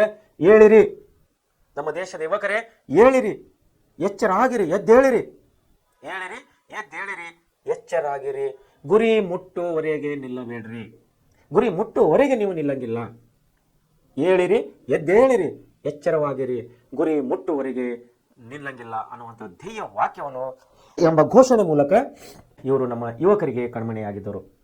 ಈ ಒಂದು ನಿಮಿತ್ತವಾಗಿ ನಮ್ಮ ಭಾರತ ದೇಶದ ಸರ್ಕಾರದ ಪರವಾಗಿ ಪ್ರತಿ ವರ್ಷ ಜನವರಿ 12ನೇ ತಾರೀಕಿನಂದು ಯುವ ಸಪ್ತಾಹ ಕಾರ್ಯಕ್ರಮ ಸ್ವಾಮಿ ವಿವೇಕಾನಂದರ ಜನ್ಮದಿನದಂದು ಆಚರಣೆ ಮಾಡ್ತಾ ಬರ್ತಾ ಇದೆ. ಸೊ ಅದನ್ನೇ ಇಲ್ಲಿ ಹೇಳ್ತಾ ಇದ್ದಾರೆ ನೋಡಿ, ಯುವಕರಿಗೆ ಕಣ್ಮಣಿ ಆಗಿದ್ದರು ಇವರು ಅಂತ ಹೇಳಿ, ಯುವಕರಿಗೆ ಪ್ರೇರಣಾ ಶಕ್ತಿ ಆಗಿದ್ದರು ಅಂತ ಹೇಳಿ ಹೇಳ್ತಾ ಇದ್ದಾರೆ. ಮುಂದೆ ಬ್ರಹ್ಮ ವಿದ್ಯಾ ಸಮಾಜ ಅಂತ ಹೇಳಿ ಬರ್ತಾ ಇದೆ. ಬ್ರಹ್ಮ ವಿದ್ಯಾ ಸಮಾಜ, ಬ್ರಹ್ಮ ವಿದ್ಯಾ ಸಮಾಜ. ಬ್ರಹ್ಮ ವಿದ್ಯಾ ಸಮಾಜಕ್ಕನ್ನು ನಾವು ಥಿಯೋಸಾಫಿಕಲ್ ಸೊಸೈಟಿ ಅಂತ ಹೇಳಿ ನಾವು ಕರಿತಾ ಇದ್ದೀವಿ. ಇಲ್ಲಿ ಥಿಯೋಸಾಫಿಕಲ್ ಸೊಸೈಟಿಯ ಮೂಲ ಸಂಸ್ಥಾಪಕರೆಂದರೆ ಮೇಡಮ್ ಬ್ಲಾವಟ್ಸ್ಕಿ ಮತ್ತು ಕರ್ನಲ್ ಎಚ್.ಎಸ್. ಅಲ್ಕಾಟ್. ಈ ಸಮಾಜವು ಯಾವುದೇ ಭೇದ ಭಾವ ಇಲ್ಲದ ವಿಶ್ವ ಭಾರತದ ನಿರ್ಮಾಣ, ವೈಚಾರಿಕತೆಯ ತುಲನಾತ್ಮಕ ಅಧ್ಯಯನ ನಡೆಸುವುದು ಮತ್ತು ಪ್ರಕೃತಿ ನಿಯಮ ಹಾಗೂ ಮಾನವನ ಸೂಕ್ತ ಶಕ್ತಿಗಳನ್ನು ಪತ್ತೆ ಹಚ್ಚುವ ಮುಖ್ಯ ಉದ್ದೇಶಗಳಿಂದ ಸ್ಥಾಪಿತವಾಗಿತ್ತು. ಯಾವುದು? ಬ್ರಹ್ಮ ವಿದ್ಯಾ ಸಮಾಜ. ಐರ್ಲೆಂಡ್ ದೇಶದ ಮಹಿಳೆಯಾದಂತಹ ಡಾಕ್ಟರ್ ಅನಿ ಬೆಸೆಂಟ್ ಅವರು, ಅವರಿಗೆ ಡಾಕ್ಟರ್ ಎಂಬಂತಹ ಬಿರುದುವಿದೆ. ಈ ನಮ್ಮ ಪಠ್ಯಪುಸ್ತಕದಲ್ಲಿ ಅದು ಕೊಡಲಾಗಿಲ್ಲ, ಕೇವಲ ಅನಿ ಬೆಸೆಂಟ್ ಅಂತ ಹೇಳಿ ಕೊಟ್ಟಿದ್ದಾರೆ. ಐರ್ಲೆಂಡ್ ದೇಶದಂತ ಮಹಿಳೆಯಾದಂಥ ಅನಿ ಬೆಸೆಂಟ್ ಅವರು ಥಿಯೋಸಾಫಿಕಲ್ ಸೊಸೈಟಿಯ ಕಾರ್ಯಚಟುವಟಿಕೆಗಳನ್ನು ಭಾರತದಲ್ಲಿ ಆರಂಭಿಸಿ ಅದಕ್ಕೆ ನವ ಚೈತನ್ಯವನ್ನು ಇವರು ನೀಡ್ತಾ ಇದ್ದಾರೆ. ಅನಿ ಬೆಸೆಂಟ್ ಅವರು ಎಲ್ಲಿ ಬರ್ತಾ ಇದ್ದಾರೆ? ಇವರು ಐರ್ಲೆಂಡ್ ದೇಶದ ಮಹಿಳೆಯು ಮಾನವ ಸಮಾಜದ ವಿಕಾಸಕ್ಕಾಗಿ ಸಮಾಜದಲ್ಲಿರುವಂತಹ ಎಲ್ಲ ಅನಿಷ್ಟ ಪದ್ಧತಿಗಳನ್ನು ತೆಗೆದುಹಾಕಲು ಇವರು ಭಾರತ ದೇಶಕ್ಕೆ ಬರ್ತಾ ಇದ್ದಾರೆ. ಬಂದು ಏನ್ ಮಾಡ್ತಾ ಇದ್ದಾರೆ ಇವರು? ಯಾವುದು? ಥಿಯೋಸಾಫಿಕಲ್ ಸೊಸೈಟಿ ಕಾರ್ಯ ಚಟುವಟಿಕೆಗಳನ್ನು ಇಡೀ ದೇಶದಲ್ಲಿ ತನ್ನ ಚಟುವಟಿಕೆಗಳನ್ನು ವಿಸ್ತರಿಸುವುದಕ್ಕೆ ಇವರು ಕಷ್ಟಪಡ್ತಾ ಇದ್ದಾರೆ, ಪ್ರಯತ್ನ ಪಡ್ತಾ ಇದ್ದಾರೆ. ಅದಕ್ಕೆ ನವಚೈತನ್ಯ ತುಂಬುವಂತ ಪ್ರಯತ್ನವನ್ನು ಮಾಡ್ತಾ ಇದ್ದಾರೆ ಡಾಕ್ಟರ್ ಅನಿ ಬೆಸೆಂಟ್ ಅವರು. ಉಪನ್ಯಾಸಗಳ ಮೂಲಕ ನೋಡ್ರಿ, ಉಪನ್ಯಾಸಕ ಅಂದ್ರೆ ಇವರು ಲೆಕ್ಚರ್ ಅನ್ನು ಉಪನ್ಯಾಸವನ್ನು ಕೊಟ್ಕೋತಾ ಇವರು ಜನರಲ್ಲಿ ಜಾಗೃತಿ ಮೂಡಿಸ್ತಾ ಇದ್ದಾರೆ. ಭಾರತೀಯ ಸಂಸ್ಕೃತಿ ಬಗ್ಗೆ ಅಭಿಮಾನ ಬಿತ್ತಿದರು. ಬೇರೆ ದೇಶದ ಹೆಣ್ಣುಮಗಳು ಆದರೂ ಕೂಡ ನಮ್ಮ ದೇಶಕ್ಕೆ ಬಂದು ನಮ್ಮ ಸಂಸ್ಕೃತಿಯ ಒಂದು ಅಭಿಮಾನವನ್ನು ಇವರು ಮೂಡಿಸ್ತಾ ಇದ್ದಾರೆ ನಮ್ಮ ಜನರಲ್ಲಿ. ಸಮಾಜದಲ್ಲಿ ಸಮಾನತೆ ಮತ್ತು ವಿಶ್ವ ಶೋಧತೆಯನ್ನು ವರ್ಧಿಸುವುದು, ಸಮಾಜದಲ್ಲಿ ವಿಶ್ವ ಶೋಧತೆಯನ್ನು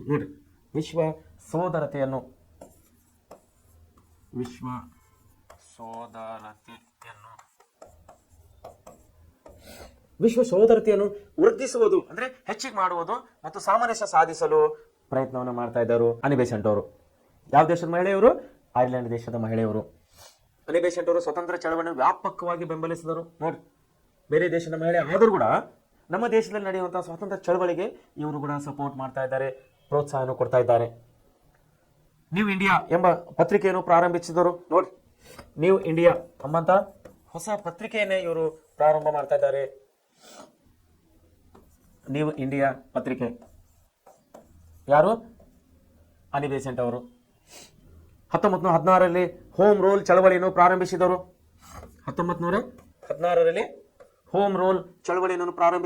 1917ರ ಕಾಂಗ್ರೆಸ್ ಅಧಿವೇಶನದ ಅಧ್ಯಕ್ಷತೆಯಾಗಿದ್ದರು. ನೋಡಿ, 1917ರ ಕಾಂಗ್ರೆಸ್ನ ಇವರು ಅಧ್ಯಕ್ಷತೆಯಾಗಿದ್ದರು. ಭಾರತೀಯ ತಾತ್ವಿಕತೆಗೆ ಮತ್ತು ಸ್ವತಂತ್ರ ಚಳವಳಿಗೆ ಇವರು ಅಪಾರ ಕೊಡುಗೆಗಳನ್ನು ಕೊಡ್ತಾ ಇದ್ರು ಅನಿ ಬೆಸೆಂಟ್ ಅವರು. ಇವರು ಐರ್ಲೆಂಡ್ ದೇಶದ ಮಹಿಳೆಯಾಗಿದ್ದರು. ಮುಂದೆ ನೋಡ್ರಿ, ಹೋಮ್ ರೋಲ್ ಚಳವಳಿ ಅಂತ ಹೇಳಿ ಬಂತು ಇಲ್ಲಿ. 1916ರಲ್ಲಿ ಹೋಮ್ ರೋಲ್ ಅಂತ ಹೇಳಿ ಚಳವಳಿಯನ್ನು ಪ್ರಾರಂಭಿಸಲಾಗಿತ್ತು. ಏನಿದು ಹೋಮ್ ರೋಲು? ಅದರ ಬಗ್ಗೆ ಸ್ವಲ್ಪ ಮಾಹಿತಿಯನ್ನು ಕೊಟ್ಟಿದ್ದಾರೆ. ಹೋಮ್ ರೋಲ್ ಏನಿದು? ಹೋಮ್ ರೋಲ್ ಅಂದ್ರೆ ಬ್ರಿಟನ್ನಿನ ಹಿಡಿತದಲ್ಲಿದ್ದ ಐರ್ಲೆಂಡ್, ನೋಡಿ, ಬ್ರಿಟನ್ ದೇಶದಲ್ಲಿದ್ದಂತಹ ಐರ್ಲೆಂಡ್ ದೇಶವು ಮತ್ತು ಅಲ್ಲಿನ ಜನ ತಮ್ಮ ಆಡಳಿತವನ್ನು ತಾವೇ ನಡೆಸಿಕೊಳ್ಳುವಂತಹ ಹಕ್ಕನ್ನು ಸಾಧಿಸಲು ಹೋಮ್ ರೂಲ್ ಆಂದೋಲನವನ್ನು ನಡೆಸಿದರು. ಯಾರು? ಅನಿ ಬೆಸೆಂಟ್ ಅವರು. ಇದರಿಂದ ಪ್ರಭಾವಿತರಾದ ಅನಿ ಬೆಸೆಂಟ್ ಅವರು ಭಾರತದಲ್ಲಿಯೂ ಹೋಮ್ ರೂಲ್ ಚಳವಳಿಯನ್ನು ಆರಂಭಿಸಿದರು. ಸೊ ಏನಾಗಿತ್ತು? ಒಂದಾನೊಂದು ಕಾಲದಲ್ಲಿ ಐರ್ಲೆಂಡ್ ದೇಶವು ಕೂಡ ಬ್ರಿಟಿಷರ ಅಧೀನದಲ್ಲಿತ್ತು, ಬ್ರಿಟಿಷರ ಆಳ್ವಿಕೆಗೆ ಒಳಪಟ್ಟಿತ್ತು.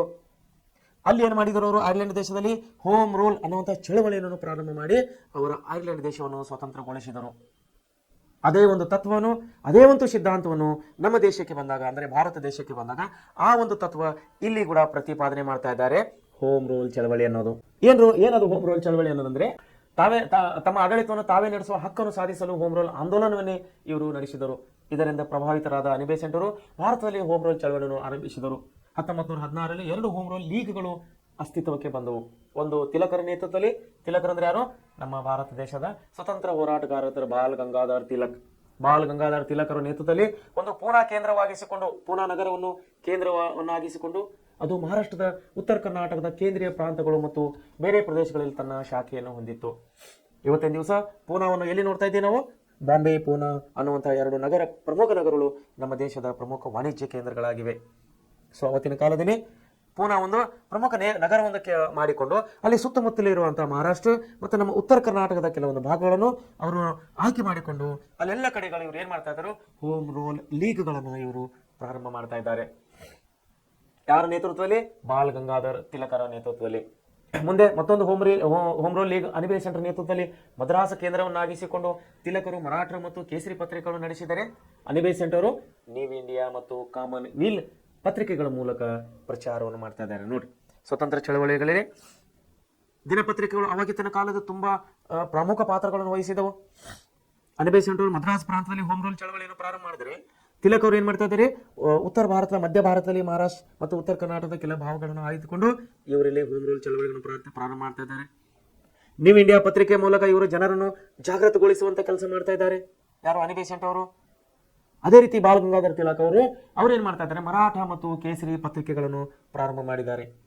ಮರಾಠ ಮತ್ತು ಕೇಸರಿ ಪತ್ರಿಕೆಗಳನ್ನು ಪ್ರಾರಂಭ ಮಾಡಿ ಅದರ ಮೂಲಕವಾಗಿ ಜನರಲ್ಲಿ ಸ್ವಾತಂತ್ರ್ಯದ ಬೀಜವನ್ನು ಬಿತ್ತುವುದು, ಸಮಾಜದಲ್ಲಿ ಏಕತೆಯನ್ನು ತರೋದು, ಧರ್ಮದಲ್ಲಿದ್ದಂಥ ಅನಿಷ್ಟ ಪದ್ಧತಿಗಳನ್ನು ತೆಗೆದು ಹಾಕುವುದು, ಎಲ್ಲರೂ ಒಂದೇ ಎಂಬ ಮನೋಭಾವನೆ ತಂದುಕೊಡುವ ನಿಟ್ಟಿನಲ್ಲಿ ಇಲ್ಲಿ ಬಾಲ್ ಗಂಗಾಧರ್ ತಿಲಕ್ ಮತ್ತು ಅನಿ ಬೆಸೆಂಟ್ ಅವರು ಪ್ರಯತ್ನ ಮಾಡ್ತಾ ಇದ್ದಾರೆ.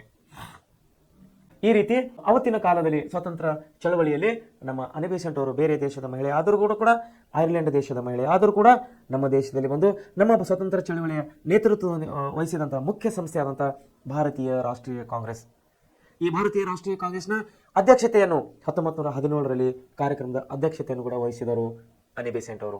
ಅನಿ ಬೆಸೆಂಟ್ ಅವರು ಐರ್ಲೆಂಡ್ ದೇಶದ ಮಹಿಳೆ ಆಗಿದ್ದರು ಅನ್ನೋದು ತಾವು ಮರಿಬಾರದು. ಮುಂದೆ ನಾರಾಯಣ ಗುರು ಅವರು ಬರ್ತಾ ಇದ್ದಾರೆ. ಶ್ರೀ ನಾರಾಯಣ ಗುರು ಅವರು 1903ರಲ್ಲಿ ಧರ್ಮ ಪರಿಪಾಲನಾ ಯೋಗ ಆರಂಭಿಸಿದರು. ನೋಡ್ರಿ, ಯಾವ್ಯಾವ ರೀತಿ ಅನೇಕ ಮಹಾಪಂಡಿತರು, ಅನೇಕ ಮಹಾಸಂತರು ಸಮಾಜದಲ್ಲಿ ಶಾಂತಿಯನ್ನು ತರೋದಕ್ಕಾಗಿ, ಸಮಾಜ ಸುಧಾರಣೆಗಾಗಿ ಅನೇಕ ಚಳವಳಿಗಳನ್ನು ಮಾಡ್ತಾ ಬರ್ತಾ ಇದ್ದಾರೆ. ಇಲ್ಲಿವರೆಗೆ ನಾವು ಬಾಲ್ ಗಂಗಾಧರ್ ತಿಲಕರನ್ನು ನೋಡಿದ್ದೇವೆ, ಅನಿ ಬೆಸೆಂಟ್ ಅವರನ್ನು ನೋಡಿದ್ದೇವೆ. ಈಗ ಇನ್ನೊಬ್ಬರು ಬರ್ತಾ ಇದ್ದಾರೆ, ನಾರಾಯಣ ಗುರು ಅವರು. ಇವ್ರು ಏನ್ ಮಾಡ್ತಾ ಇದ್ದಾರೆ ಅಂದ್ರೆ 1903ರಲ್ಲಿ ಧರ್ಮ ಪರಿಪಾಲನಾ ಯೋಗ ಅಂತ ಹೇಳಿ ಒಂದು ಕೇಂದ್ರವನ್ನು ಪ್ರಾರಂಭ ಮಾಡಿದ್ದಾರೆ. ಧರ್ಮ ಪರಿಪಾಲನಾ, ನೋಡ್ರಿ, ಅಂದ್ರೆ ಧರ್ಮವನ್ನು ಪಾಲನೆ ಮಾಡುವುದು, ಧರ್ಮವನ್ನು ಪೋಷಿಸುವುದು, ಧರ್ಮವನ್ನು ಬೆಳೆಸುವುದು ಎಂದು ಇದರ ಅರ್ಥವಾಗುತ್ತದೆ. ಇವರು ಕೇರಳದ ಚಂಬಳಂಡಿ ಎಂಬಲ್ಲಿ ಹುಟ್ಟಿದವರು. ಇವರು ಕೇರಳ ರಾಜ್ಯದಲ್ಲಿ ಚಂಬಳಾಂತಿ ಎಂಬ ಒಂದು ಪ್ರದೇಶದಲ್ಲಿ ಹುಟ್ಟಿದರು ಇವರು. ಈ ಸಂಘಟನೆಯ ಮುಖ್ಯ ಉದ್ದೇಶವೇನೆಂದರೆ ಹಿಂದುಳಿದ ಮತ್ತು ಶೋಷಣೆಗೆ ಒಳಗಾದಂತಹ ಸಮುದಾಯಗಳ ಸಬಲೀಕರಣ. ನಾರಾಯಣ ಗುರು ಅವರು 1854ರಿಂದ 1928ರಲ್ಲಿ ಹಾಗೂ ಅವರ ಒಡನಾಡಿಗಳಾದಂತಹ ಡಾಕ್ಟರ್ ಪಲ್ಬು ಮತ್ತು ಕುಮಾರನ್ ಅರಸನ್ ಅವರು ಈ ಚಳವಳಿಯನ್ನು ಮುನ್ನಡೆಸಿದರು. ಕೇರಳದ ರಾಜ್ಯದಲ್ಲೂ ಶಾಂತಿ ಅಂತರಂಗಗಳ ಸಮಸ್ಯೆಗಳನ್ನು ಅತಿ ವ್ಯಾಪಕವಾಗಿ ಬೆಳೀತಾ ಬಂದವು. ಎಲ್ಲಿ? ಕೇರಳ ರಾಜ್ಯದಲ್ಲಿ ಸಮಾಜದಲ್ಲಿ ಜಾತಿ ಅಂತರಗಳು ಸಮಸ್ಯೆಯಾಗಿ ಅಲ್ಲಿ ಬೆಳೆದು ಬರ್ತಾ ಇದ್ದವು, ವ್ಯಾಪಕವಾಗಿ ಬೆಳೆದಿದ್ದವು. ಅನೇಕ ಹಿಂದುಳಿದ ಮತ್ತು ದಲಿತ ಸಮುದಾಯಗಳಿಗೆ ಸಾಮಾಜಿಕ ನಿರ್ಬಂಧಗಳನ್ನು ಹಾಕಲಾಗಿತ್ತು. ಹಿಂದೂ ಧರ್ಮದವರಿದೇ ಆದಂತಹ ಅನೇಕ ಹಿಂದುಳಿದ ಮತ್ತು ದಲಿತ ಸಮುದಾಯಗಳ ಮೇಲ್ವರ್ಗದವರು ನಿರ್ಬಂಧಗಳನ್ನು ಹಾಕ್ತಾ ಇದ್ದವರು. ಈ ಕಾಲಘಟ್ಟದಲ್ಲಿ ಈ ಸಮುದಾಯಗಳು ಎಲ್ಲರೂ ಬಳಸಲು ಇದ್ದ ಕೆರೆ ಬಾವಿಗಳಲ್ಲಿ ನೀರನ್ನು ತೆಗೆದುಕೊಳ್ಳುವಂತಿಲ್ಲ. ಸಮಾಜದಲ್ಲಿ ಕೂಡ ಏನಾಗ್ತಾ ಇದೆ, ಜಾತಿ ಅಂತರಗಳ ಸಮಸ್ಯೆಗಳು ಅತಿ ವ್ಯಾಪಕವಾಗಿ ಅನೇಕ ಹಿಂದೂ ಮತ್ತು ದಲಿತ ಸಮುದಾಯಗಳಲ್ಲಿ ಸಾಮಾಜಿಕ ನಿರ್ಬಂಧಗಳು ಹೇರಲಾಗ್ತಾ ಇದೆ. ಮೇಲು ಕೀಲು ಎಂಬ ಭೇದ ಭಾವನೆ ಹೆಚ್ಚಾಗ್ತಾ ಇದೆ. ಸೊ ಇದನ್ನ ಏನಪ್ಪಾ ಅಂದ್ರೆ ನಮ್ಮ ನಾರಾಯಣ ಗುರು ಅವರು ವಿರೋಧ ಮಾಡ್ತಾ ಇದ್ದಾರೆ. ಈ ಕಾಲದಟ್ಟಿ ಎಲ್ಲಾ ಸಮುದಾಯದ ಎಲ್ಲರೂ ಏನಪ್ಪಾ ಅಂದ್ರೆ ಇದ್ದ ಕೆರೆ ನೀರು, ಬಾವಿ ನೀರನ್ನು ತೆಗೆದುಕೊಳ್ಳುವಂತಿರ್ಲಿಲ್ಲ, ರಸ್ತೆ ಮೂಲಕ ಓಡಾಡುವಂತಿರ್ಲಿಲ್ಲ, ಚಪ್ಪಲಿಗಳನ್ನು ಹಾಕುವಂತಿರ್ಲಿಲ್ಲ, ನೋಡಿ ಪಾದರಕ್ಷೆಯ ಚಪ್ಪಲಿಗಳನ್ನು ಹಾಕುವಂತಿದ್ದಿಲ್ಲ. ಇಂಥ ಒಂದು ಕಠಿಣವಾದಂತಹ ಅನಿಷ್ಟ ಪದ್ಧತಿಗಳು ನಮ್ಮ ಧರ್ಮದಲ್ಲಿ, ನಮ್ಮ ಹಿಂದೂ ಧರ್ಮದಲ್ಲಿ ನಡೀತಾ ಇದ್ದವು. ಸೊ ಎಲ್ಲ ನಮ್ಮ ಮಹಾನುಭಾವರು ಇದೆಲ್ಲನೂ ವಿರೋಧ ಮಾಡ್ತಾ ಬಂದರು. ದೇವಸ್ಥಾನಕ್ಕೆ ಪ್ರವೇಶ ಮಾಡುವಂತಿಲ್ಲ. ನೋಡಿ, ಮೇಲ್ವರ್ಗದವರು ಮಾತ್ರ ದೇವಸ್ಥಾನದ ಒಳಗಡೆ ಪ್ರವೇಶ ಮಾಡಬೇಕು, ಕೆಳವರ್ಗದವರು ಮಧ್ಯಮ ವರ್ಗದ ದೇವಸ್ಥಾನಕ್ಕೆ ಪ್ರವೇಶ ಮಾಡಂತಿಲ್ಲ, ದೇವಸ್ಥಾನವನ್ನು ಮುಟ್ಟುಕೊಳ್ಳಂಗಿಲ್ಲ. ಎಂಥ ಅನಿಷ್ಟ ಪದ್ಧತಿಗಳನ್ನು ಆವತ್ತಿನ ಕಾಲದಲ್ಲಿ ಜಾರಿಯಲ್ಲಿದ್ದವು. ಸೊ ಇದರ ಹೊರತಾಗಿ ನೋಡ್ರಿ, ಮಹಿಳೆಯರ ಉಡುಪುಗಳ ಮೇಲೂ ನಿರ್ಬಂಧ ಹೇರಲಾಗಿತ್ತು. ಮಹಿಳೆಯರು ಇದೇ ರೀತಿ ಉಡುಪು ಹಾಕಬೇಕು, ಇದೇ ರೀತಿ ಸೀರೆ ಹಾಕಬೇಕು, ಇದೇ ರೀತಿ ಚಪ್ಪಲನ್ನು ಹಾಕಬೇಕು. ಅನೇಕ ಕಠಿಣ ನಿರ್ಬಂಧಗಳನ್ನು ನಮ್ಮ ಧರ್ಮದಲ್ಲಿ ಚಲಾವಣೆಯಲ್ಲಿದ್ದವು. ಅಷ್ಟೇ ಇಲ್ಲದೆ ಶಾಲೆಗಳಿಗೂ ಇವರಿಗೆ ಪ್ರವೇಶ ಇರಲಿಲ್ಲ. ನೋಡಿ, ಶೂದ್ರರು, ದಲಿತರು, ಬಡವರು ಸ್ಕೂಲಿಗೆ ಹೋಗಂಗಿಲ್ಲ, ಅವರು ಶಾಲೆಗೆ ಹೋಗಂಗಿಲ್ಲ, ಅವರಿಗೆ ಶಾಲೆಯಲ್ಲಿ ಪ್ರವೇಶ ಕೊಡ್ತಾ ಇದ್ದಿಲ್ಲ. ಕನಿಷ್ಠ ಪ್ರಮಾಣದ ಮಾನವ ಹಕ್ಕುಗಳನ್ನು ಪಡೆದ ಈ ಸಮಾಜ, ಕನಿಷ್ಠ ಪ್ರಮಾಣದ ಮಾನವ ಹಕ್ಕುಗಳನ್ನು ಪಡೆಯದಂಥ ಈ ಸಮಾಜಗಳು, ಈ ಸಮುದಾಯಗಳು ಉಸಿರುಗಟ್ಟಿ ಬದುಕಬೇಕಾದಂತಹ ಪರಿಸ್ಥಿತಿ ಇತ್ತು. ಉಸಿರುಗಟ್ಟಿ ಅಂದರೆ ಉಸಿರನ್ನು ತಮ್ಮ ಕೈಯಲ್ಲಿ ಹಿಡ್ಕೊಂಡು ಬದುಕಬೇಕಾದಂತಹ ಪರಿಸ್ಥಿತಿ ಅವತ್ತಿನ ಕಾಲದಲ್ಲಿ ಇತ್ತು. ಈ ವಿಷಯಗಳನ್ನು ಕೈಗೆತ್ತಿಕೊಂಡ ನಾರಾಯಣ ಗುರು ಅವರು ಈ ವಿಷಯದ ಬಗ್ಗೆ ಗಮನ ಹರಿಸಿದ ನಾರಾಯಣ ಗುರು ಅವರು ತಮ್ಮ ಧರ್ಮ ಪಾಲನಾ ಯೋಗಂ ಎಂಬ ಮೂಲಕ ಸಾಮಾಜಿಕ ಪ್ರತಿರೋಧದ ಚಳವಳಿಗಳನ್ನು ಪ್ರಾರಂಭಿಸಿದರು. ಅವರ ಸಂಸ್ಥೆ ಆದಂತಹ ಯಾವುದದು ಧರ್ಮ ಪರಿಪಾಲನಾ ಯೋಗಂ. ಈ ಮೂಲಕ ಅವರು ಸಮಾಜದಲ್ಲಿ ಜಾಗೃತಿಯನ್ನು ತರುವಂತಹ ಕೆಲಸ ಮಾಡ್ತಾ ಇದ್ದರು. ಮನುಷ್ಯನ ಘನತೆಯಿಂದ ಬದುಕುವ ಸಮಾಜದ ನಿರ್ಮಾಣವೇ ಈ ಸಂಘಟನೆಯ ಉದ್ದೇಶವಾಗಿತ್ತು. ಮನುಷ್ಯ ಘನತೆಯಿಂದ ಬದುಕಬೇಕು, ಮನುಷ್ಯನು ಘನತೆಯಿಂದ ಬದುಕಬೇಕು ಅನ್ನುವಂಥ ಉದ್ದೇಶವು ಇವರದಾಗಿತ್ತು. ನಾರಾಯಣ ಗುರು ಅವರು ಪ್ರಮುಖ ಆಶಯ ಮಾನವ ಕುಲಕ್ಕೆ ಒಂದೇ ಜಾತಿ, ಒಂದೇ ಧರ್ಮ, ಒಬ್ಬನೇ ದೇವರು. ನೋಡಿ, one caste, one religion and one god, one man ಅನ್ನುವಂಥ ಪ್ರತಿಪಾದನೆಯನ್ನು ಇವರು ಮಾಡ್ತಾ ಇದ್ದಾರೆ. ಒಂದೇ ಜಾತಿ ಇರಬೇಕು, ಒಂದೇ ಧರ್ಮ ಇರಬೇಕು, ಒಂದು ಮನುಷ್ಯನಿಗೆ ಒಂದೇ ದೇವರು ಇರಬೇಕು, ಅನೇಕ ದೇವರುಗಳು ಇರಬಾರದು ಅಂತೇಳಿ ನಾರಾಯಣ ಗುರುವರು ಪ್ರತಿಪಾದನೆ ಮಾಡ್ತಾ ಇದ್ದಾರೆ. ಇದನ್ನು ಸಾಧಿಸಲು ಶಿಕ್ಷಣವೇ ಮಾರ್ಗವೆಂದು ಸಾರಿದರು. ಇದನ್ನೆಲ್ಲ ನಾವು ಮನುಷ್ಯ ಪಡ್ಕೋಬೇಕಂದ್ರೆ ಅವನಿಗೆ ಶಿಕ್ಷಣ ಅತಿ ಮುಖ್ಯ ಅಂತೇಳಿ ಇವರು ಅನ್ಕೊಂಡಿದ್ರು. ಕೆಲವು ಸಮುದಾಯಗಳಿಗೆ ಪ್ರವೇಶ ನಿರಾಕರಿಸುತ್ತಿದ್ದ ದೇವಾಲಯಗಳಿಗೆ ಪರ್ಯಾಯ ದೇವಾಲಯಗಳನ್ನು ಕಟ್ಟಿಸಿದರು. ನೋಡಿ, ಮೇಲ್ವರ್ಗದವರು ಕೆಳವರ್ಗಕ್ಕೆ ಯಾವ ದೇವಸ್ಥಾನದಲ್ಲಿ ಪ್ರವೇಶವನ್ನು ಕೊಡ್ತಾ ಇಲ್ಲೋ ಅದರ ಬದಲಿಗೆ ಅಂತಹದೇ ಒಂದು ಹೊಸದಾಗಿ ದೇವಸ್ಥಾನೇ ಕಟ್ಟುವಂಥ ಒಂದು ಪ್ರಯತ್ನಗಳು ಅವತ್ತಿನ ಕಾಲದಲ್ಲಿ ನಡೀತಾ ಇದ್ದವು. ನಾರಾಯಣ ಗುರು ಅವರು ಮತ್ತು ಅನುಯಾಯಿಗಳು 1924ರಲ್ಲಿ ವೈಕಂ ಸತ್ಯಾಗ್ರಹ ಎಂಬ ಶಿವ ದೇವಾಲಯವನ್ನು ಪ್ರವೇಶವನ್ನು ನಡೆಸಿದರು. ಶಿವ ದೇವಾಲಯ ಚಳವಳಿ ನಡೆಸಿದರು. ಇದರಲ್ಲಿ ಗಾಂಧೀಜಿಯವರು ಹಾಗೂ ಆತ್ಮಗೌರವ ಚಳವಳಿ ರೂವಾರಿಗಳಾದಂಥ ಪೆರಿಯಾರ್ಗಳು ಭಾಗವಹಿಸಿದರು. ಗುರುವಾಯೂರು ದೇವಾಲಯದ ಪ್ರವೇಶ ಚಳವಳಿಯು ಮತ್ತೊಂದು ಘಟ್ಟವನ್ನು ಪಡೆಯಿತು. ಯಾರಿಗೆ ಪೆರಿಯಾರ್ ಅವರು? 20ನೇ ಶತಮಾನದ ಆರಂಭದಲ್ಲಿ ಬ್ರಾಹ್ಮಣೇತರ ಚಳವಳಿ ಎಂಬ ಹೊಸ ಬಗೆಯ ಚಳವಳಿ ದಕ್ಷಿಣ ಭಾರತದಲ್ಲಿ ಆರಂಭವಾಯಿತು. ಬ್ರಾಹ್ಮಣೇತರ ಅಂದರೆ ಬ್ರಾಹ್ಮಣ ಇಲ್ಲದಂತಹ ಚಳವಳಿ, ಬ್ರಾಹ್ಮಣ ಸಮಾಜದವರು ಇಲ್ಲದಂತಹ ಚಳವಳಿಯನ್ನು ಹೊಸದಾಗಿ ಬ್ರಾಹ್ಮಣೇತರ ಚಳವಳಿ ಎಂಬ ಚಳವಳಿಯನ್ನು ದಕ್ಷಿಣ ಭಾರತದಲ್ಲಿ ಇಲ್ಲಿ ಪ್ರಾರಂಭವಾಗಿತ್ತು. ಬಹುಸಂಖ್ಯಾತರಾಗಿದ್ದಂತಹ ಬ್ರಾಹ್ಮಣೇತರು ಸರ್ಕಾರಿ ರಂಗದಲ್ಲಿ ಇದ್ದಂತಹ ಅವಕಾಶಗಳಲ್ಲಿ ತಮ್ಮ ಜನಸಂಖ್ಯೆ ಅನುಗುಣವಾಗಿ ತಮಗೆ ಪ್ರಾತಿನಿಧ್ಯ ಸಿಗಬೇಕೆಂದು ಹೋರಾಟ ಮಾಡ್ತಾ ಇದ್ದರು. ಕರ್ನಾಟಕವು ಸೇರಿದಂತೆ ವಿವಿಧ ರಾಜ್ಯಗಳಲ್ಲಿ ಇದೊಂದು ಪ್ರಮುಖ ಚಳವಳಿಯಾಯಿತು. ಕರ್ನಾಟಕವು ಸೇರಿದಂತೆ ವಿವಿಧ ರಾಜ್ಯಗಳಲ್ಲಿ ಇದರ ಪರಿಣಾಮವನ್ನು ಬೀರಿತು. ಅನೇಕ ಚಳವಳಿಗಳು ರೂಪುಗೊಂಡವು. ಬ್ರಾಹ್ಮಣೇತರ ಸಮುದಾಯಗಳು ತಮ್ಮ ಮೇಲೆ ಹೇರಲಾಗಿದ್ದ ಸಾಮಾಜಿಕ ನಿರ್ಬಂಧಗಳನ್ನು ವಿರೋಧ ಮಾಡ್ತಾ ಬಂದರು ಇವರು. ಇದಕ್ಕೆ ಪ್ರಮುಖ ಕಾರಣವಾಗಿದ್ದ ಇಂಗ್ಲಿಷ್ ವಿದ್ಯಾಭ್ಯಾಸದ ವಿಸ್ತರಣೆ. ಇಂಗ್ಲಿಷ್ ವಿದ್ಯಾಭ್ಯಾಸ ವ್ಯಾಪಕವಾಗಿ ವಿಸ್ತರಣೆ ಮಾಡ್ತಾ ಬರಲಾಯಿತು. ಇದರ ಜೊತೆಗೆ ಬ್ರಿಟಿಷರು 1870ರ ನಂತರ ತಂದ ಜನಗಣತಿ ವರದಿಗಳು. ನೋಡಿ, 1870ರಾಗ ಏನ್ ಮಾಡ್ತಾ ಇದ್ದಾರೆ ಬ್ರಿಟಿಷರು? ಜನಗಣತಿಯನ್ನು ಮಾಡ್ತಾ ಇದ್ದಾರೆ. ಎಲ್ಲಾ ವರ್ಗದವರಿಗೂ ತಮ್ಮ ಜನಸಂಖ್ಯೆ ಅರಿವನ್ನು ತಂದುಕೊಟ್ರು. ಅವರು ನಿಮ್ಮ ಜನ ಇಷ್ಟಿದೆ, ನಿಮ್ಮ ಸಮಾಜ ಇಷ್ಟಿದೆ, ನಿಮ್ಮ ಜನಸಂಖ್ಯೆ ಇಷ್ಟಿದೆ ಅನ್ನುವಂಥ ಅರಿವನ್ನು ಮೂಡಿಸಿದವರು ಬ್ರಿಟಿಷರು 1870ರಲ್ಲಿ. ತಮಿಳುನಾಡಿನಲ್ಲಿ 1916ರಲ್ಲಿ ಪ್ರಾರಂಭವಾದಂತಹ ಜಸ್ಟಿಸ್ ಪಾರ್ಟಿ. ನೋಡಿ, ತಮಿಳುನಾಡಿನಲ್ಲಿ 1916ರಲ್ಲಿ ಪ್ರಾರಂಭವಾದಂತಹ ಜಸ್ಟಿಸ್ ಪಾರ್ಟಿಯು ಈ ಚಳವಳಿಯನ್ನು ಮುನ್ನಡೆಸಿತು. ಜಸ್ಟಿಸ್ ಪಾರ್ಟಿಯ ಮೂಲಕ ಸಾಮಾಜಿಕ ಚಳವಳಿಯು ಹೊಸ ರೂಪವನ್ನು ಪಡೆಯುತ್ತಿದೆ. ಇದು ಹೆಚ್ಚು ಕ್ರಾಂತಿಕಾರಕವಾದ ಹೆಜ್ಜೆಯನ್ನು ಇಟ್ಟಿತ್ತು. ಈ ಹೊಸ ರೂಪವೇ ಇ ವಿ ರಾಮಸ್ವಾಮಿ ನಾಯ್ಕರ್ ನೇತೃತ್ವದಲ್ಲಿ ಆರಂಭಗೊಂಡಂತಹ ಆತ್ಮ ಗೌರವ ಚಳವಳಿ. ನೋಡಿ, ಸೆಲ್ಫ್ ರೆಸ್ಪೆಕ್ಟ್ ಮೂವ್ಮೆಂಟ್ ಅಂತೇಳಿ ಒಂದು ಹೊಸ ಚಳವಳಿನೇ ಒಂದು ಪ್ರಾರಂಭವಾಗಿತ್ತು ಇ ವಿ ರಾಮಸ್ವಾಮಿ ಅವರ ನೇತೃತ್ವದಲ್ಲಿ. 1925ರಲ್ಲಿ ಕಾಂಗ್ರೆಸ್ ಪಕ್ಷದಿಂದ ಹೊರಬಂದ ರಾಮಸ್ವಾಮಿಯವರು, ನೋಡಿ 1925ರಲ್ಲಿ ಕಾಂಗ್ರೆಸ್ ಪಕ್ಷವನ್ನೇ ಬಿಟ್ಟು ಹೊರಬಂದಂತಹ ರಾಮಸ್ವಾಮಿ ಅವರು 1926ರಲ್ಲಿ ಸೆಲ್ಫ್ ರೆಸ್ಪೆಕ್ಟ್ ಲೀಗ್ ಅನ್ನು ಇವರು ಆರಂಭಿಸಿದರು. ಸೆಲ್ಫ್ ರೆಸ್ಪೆಕ್ಟ್ ಲೀಗ್ ಅನ್ನುವಂಥ ಚಳವಳಿನೇ ಇವರು ಆರಂಭಿಸಿದರು. ಇವರನ್ನು ಜನರು ಪ್ರೀತಿಯಿಂದ ಪೆರಿಯಾರ್ ಅಥವಾ ಹಿರಿಯರು ಅಂತ ಹೇಳಿ ಕರೀತಾ ಇದ್ದರು. ಪೆರಿಯಾರ್ ಪೆರಿಯಾರ್ ಅವರು ತಮಿಳುನಾಡು ರಾಜ್ಯದ ಈರೋಡಿನಲ್ಲಿ ಶ್ರೀಮಂತ ಕುಟುಂಬದಲ್ಲಿ ಒಂದರಲ್ಲಿ ಜನಿಸಿದವರು. ವರ್ಣಾಶ್ರಮ, ವರ್ಣಭೇದ ನೀತಿ, ಆಮೇಲೆ ಧರ್ಮದ ಪರವಾಗಿ ಕಾಂಗ್ರೆಸ್ ಇದೆ ಎಂದು ಅದಕ್ಕೆ ಪರ್ಯಾಯವಾದಂತಹ ದ್ರಾವಿಡ ಚಳವಳಿ ಎಂಬ ಜನಾಂಗೀಯ ಪರಿಕಲ್ಪನೆಯನ್ನು ಕೇಂದ್ರಿತವಾಗಿ ಇವರೇನು ಮಾಡ್ತಾರೆ, ಚಳವಳಿಯನ್ನು ರೂಪಿಸತೊಡಗಿದರು. ತಮಿಳು ಭಾಷೆಯನ್ನು ದ್ರಾವಿಡ ಭಾಷೆ ಎಂದರು. ತಮಿಳು ಭಾಷೆಯವರು ತಮಿಳುನಾಡು ಭಾಷೆದವರು ತಮಿಳು ಭಾಷೆಯನ್ನು ದ್ರಾವಿಡ ಭಾಷೆ ಎಂದರು. ಜಾತಿ ಮತ್ತು ಲಿಂಗ ತಾರತಮ್ಯಗಳನ್ನು ವಿರೋಧಿಸಿ ಸಮಾನತೆಯ ಆಶೆಯನ್ನು ಎತ್ತಿ ಹಿಡಿದರು. 1924ರಲ್ಲಿ ಕೇರಳದ ವೈಕಂನಲ್ಲಿ ಅಸ್ಪೃಶ್ಯರಿಗೆ ದೇವಾಲಯದ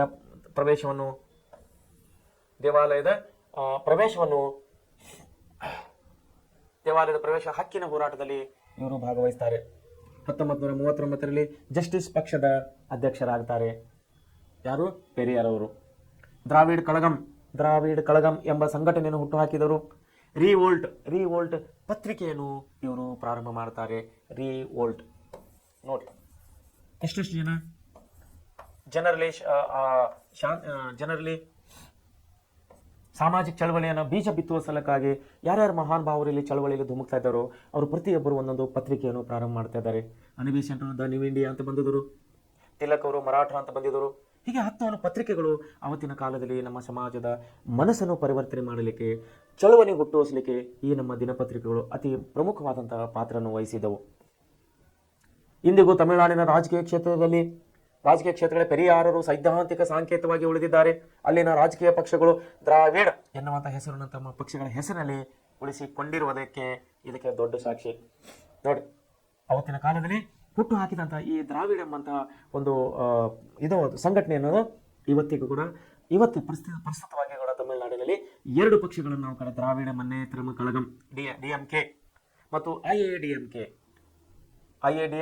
ಮತ್ತು ಡಿಎಂಕೆ ಎಂಬ 2 ಪ್ರಮುಖ ನಾವು ರಾಜಕೀಯ ಪಕ್ಷಗಳನ್ನು ಕಾಣ್ತಾ ಇದ್ದೇವೆ. ಅದಕ್ಕೆ ಇದು ದೊಡ್ಡ ಸಾಕ್ಷಿ. ದ್ರಾವಿಡ ಎನ್ನುವ ಹೆಸರನ್ನು ತಮ್ಮ ಪಕ್ಷಗಳಿಗೆ ಇವತ್ತಿನ ರಾಜಕೀಯ ಪಕ್ಷಗಳು ಇಟ್ಟುಕೊಂಡಿದ್ದಾರೆ.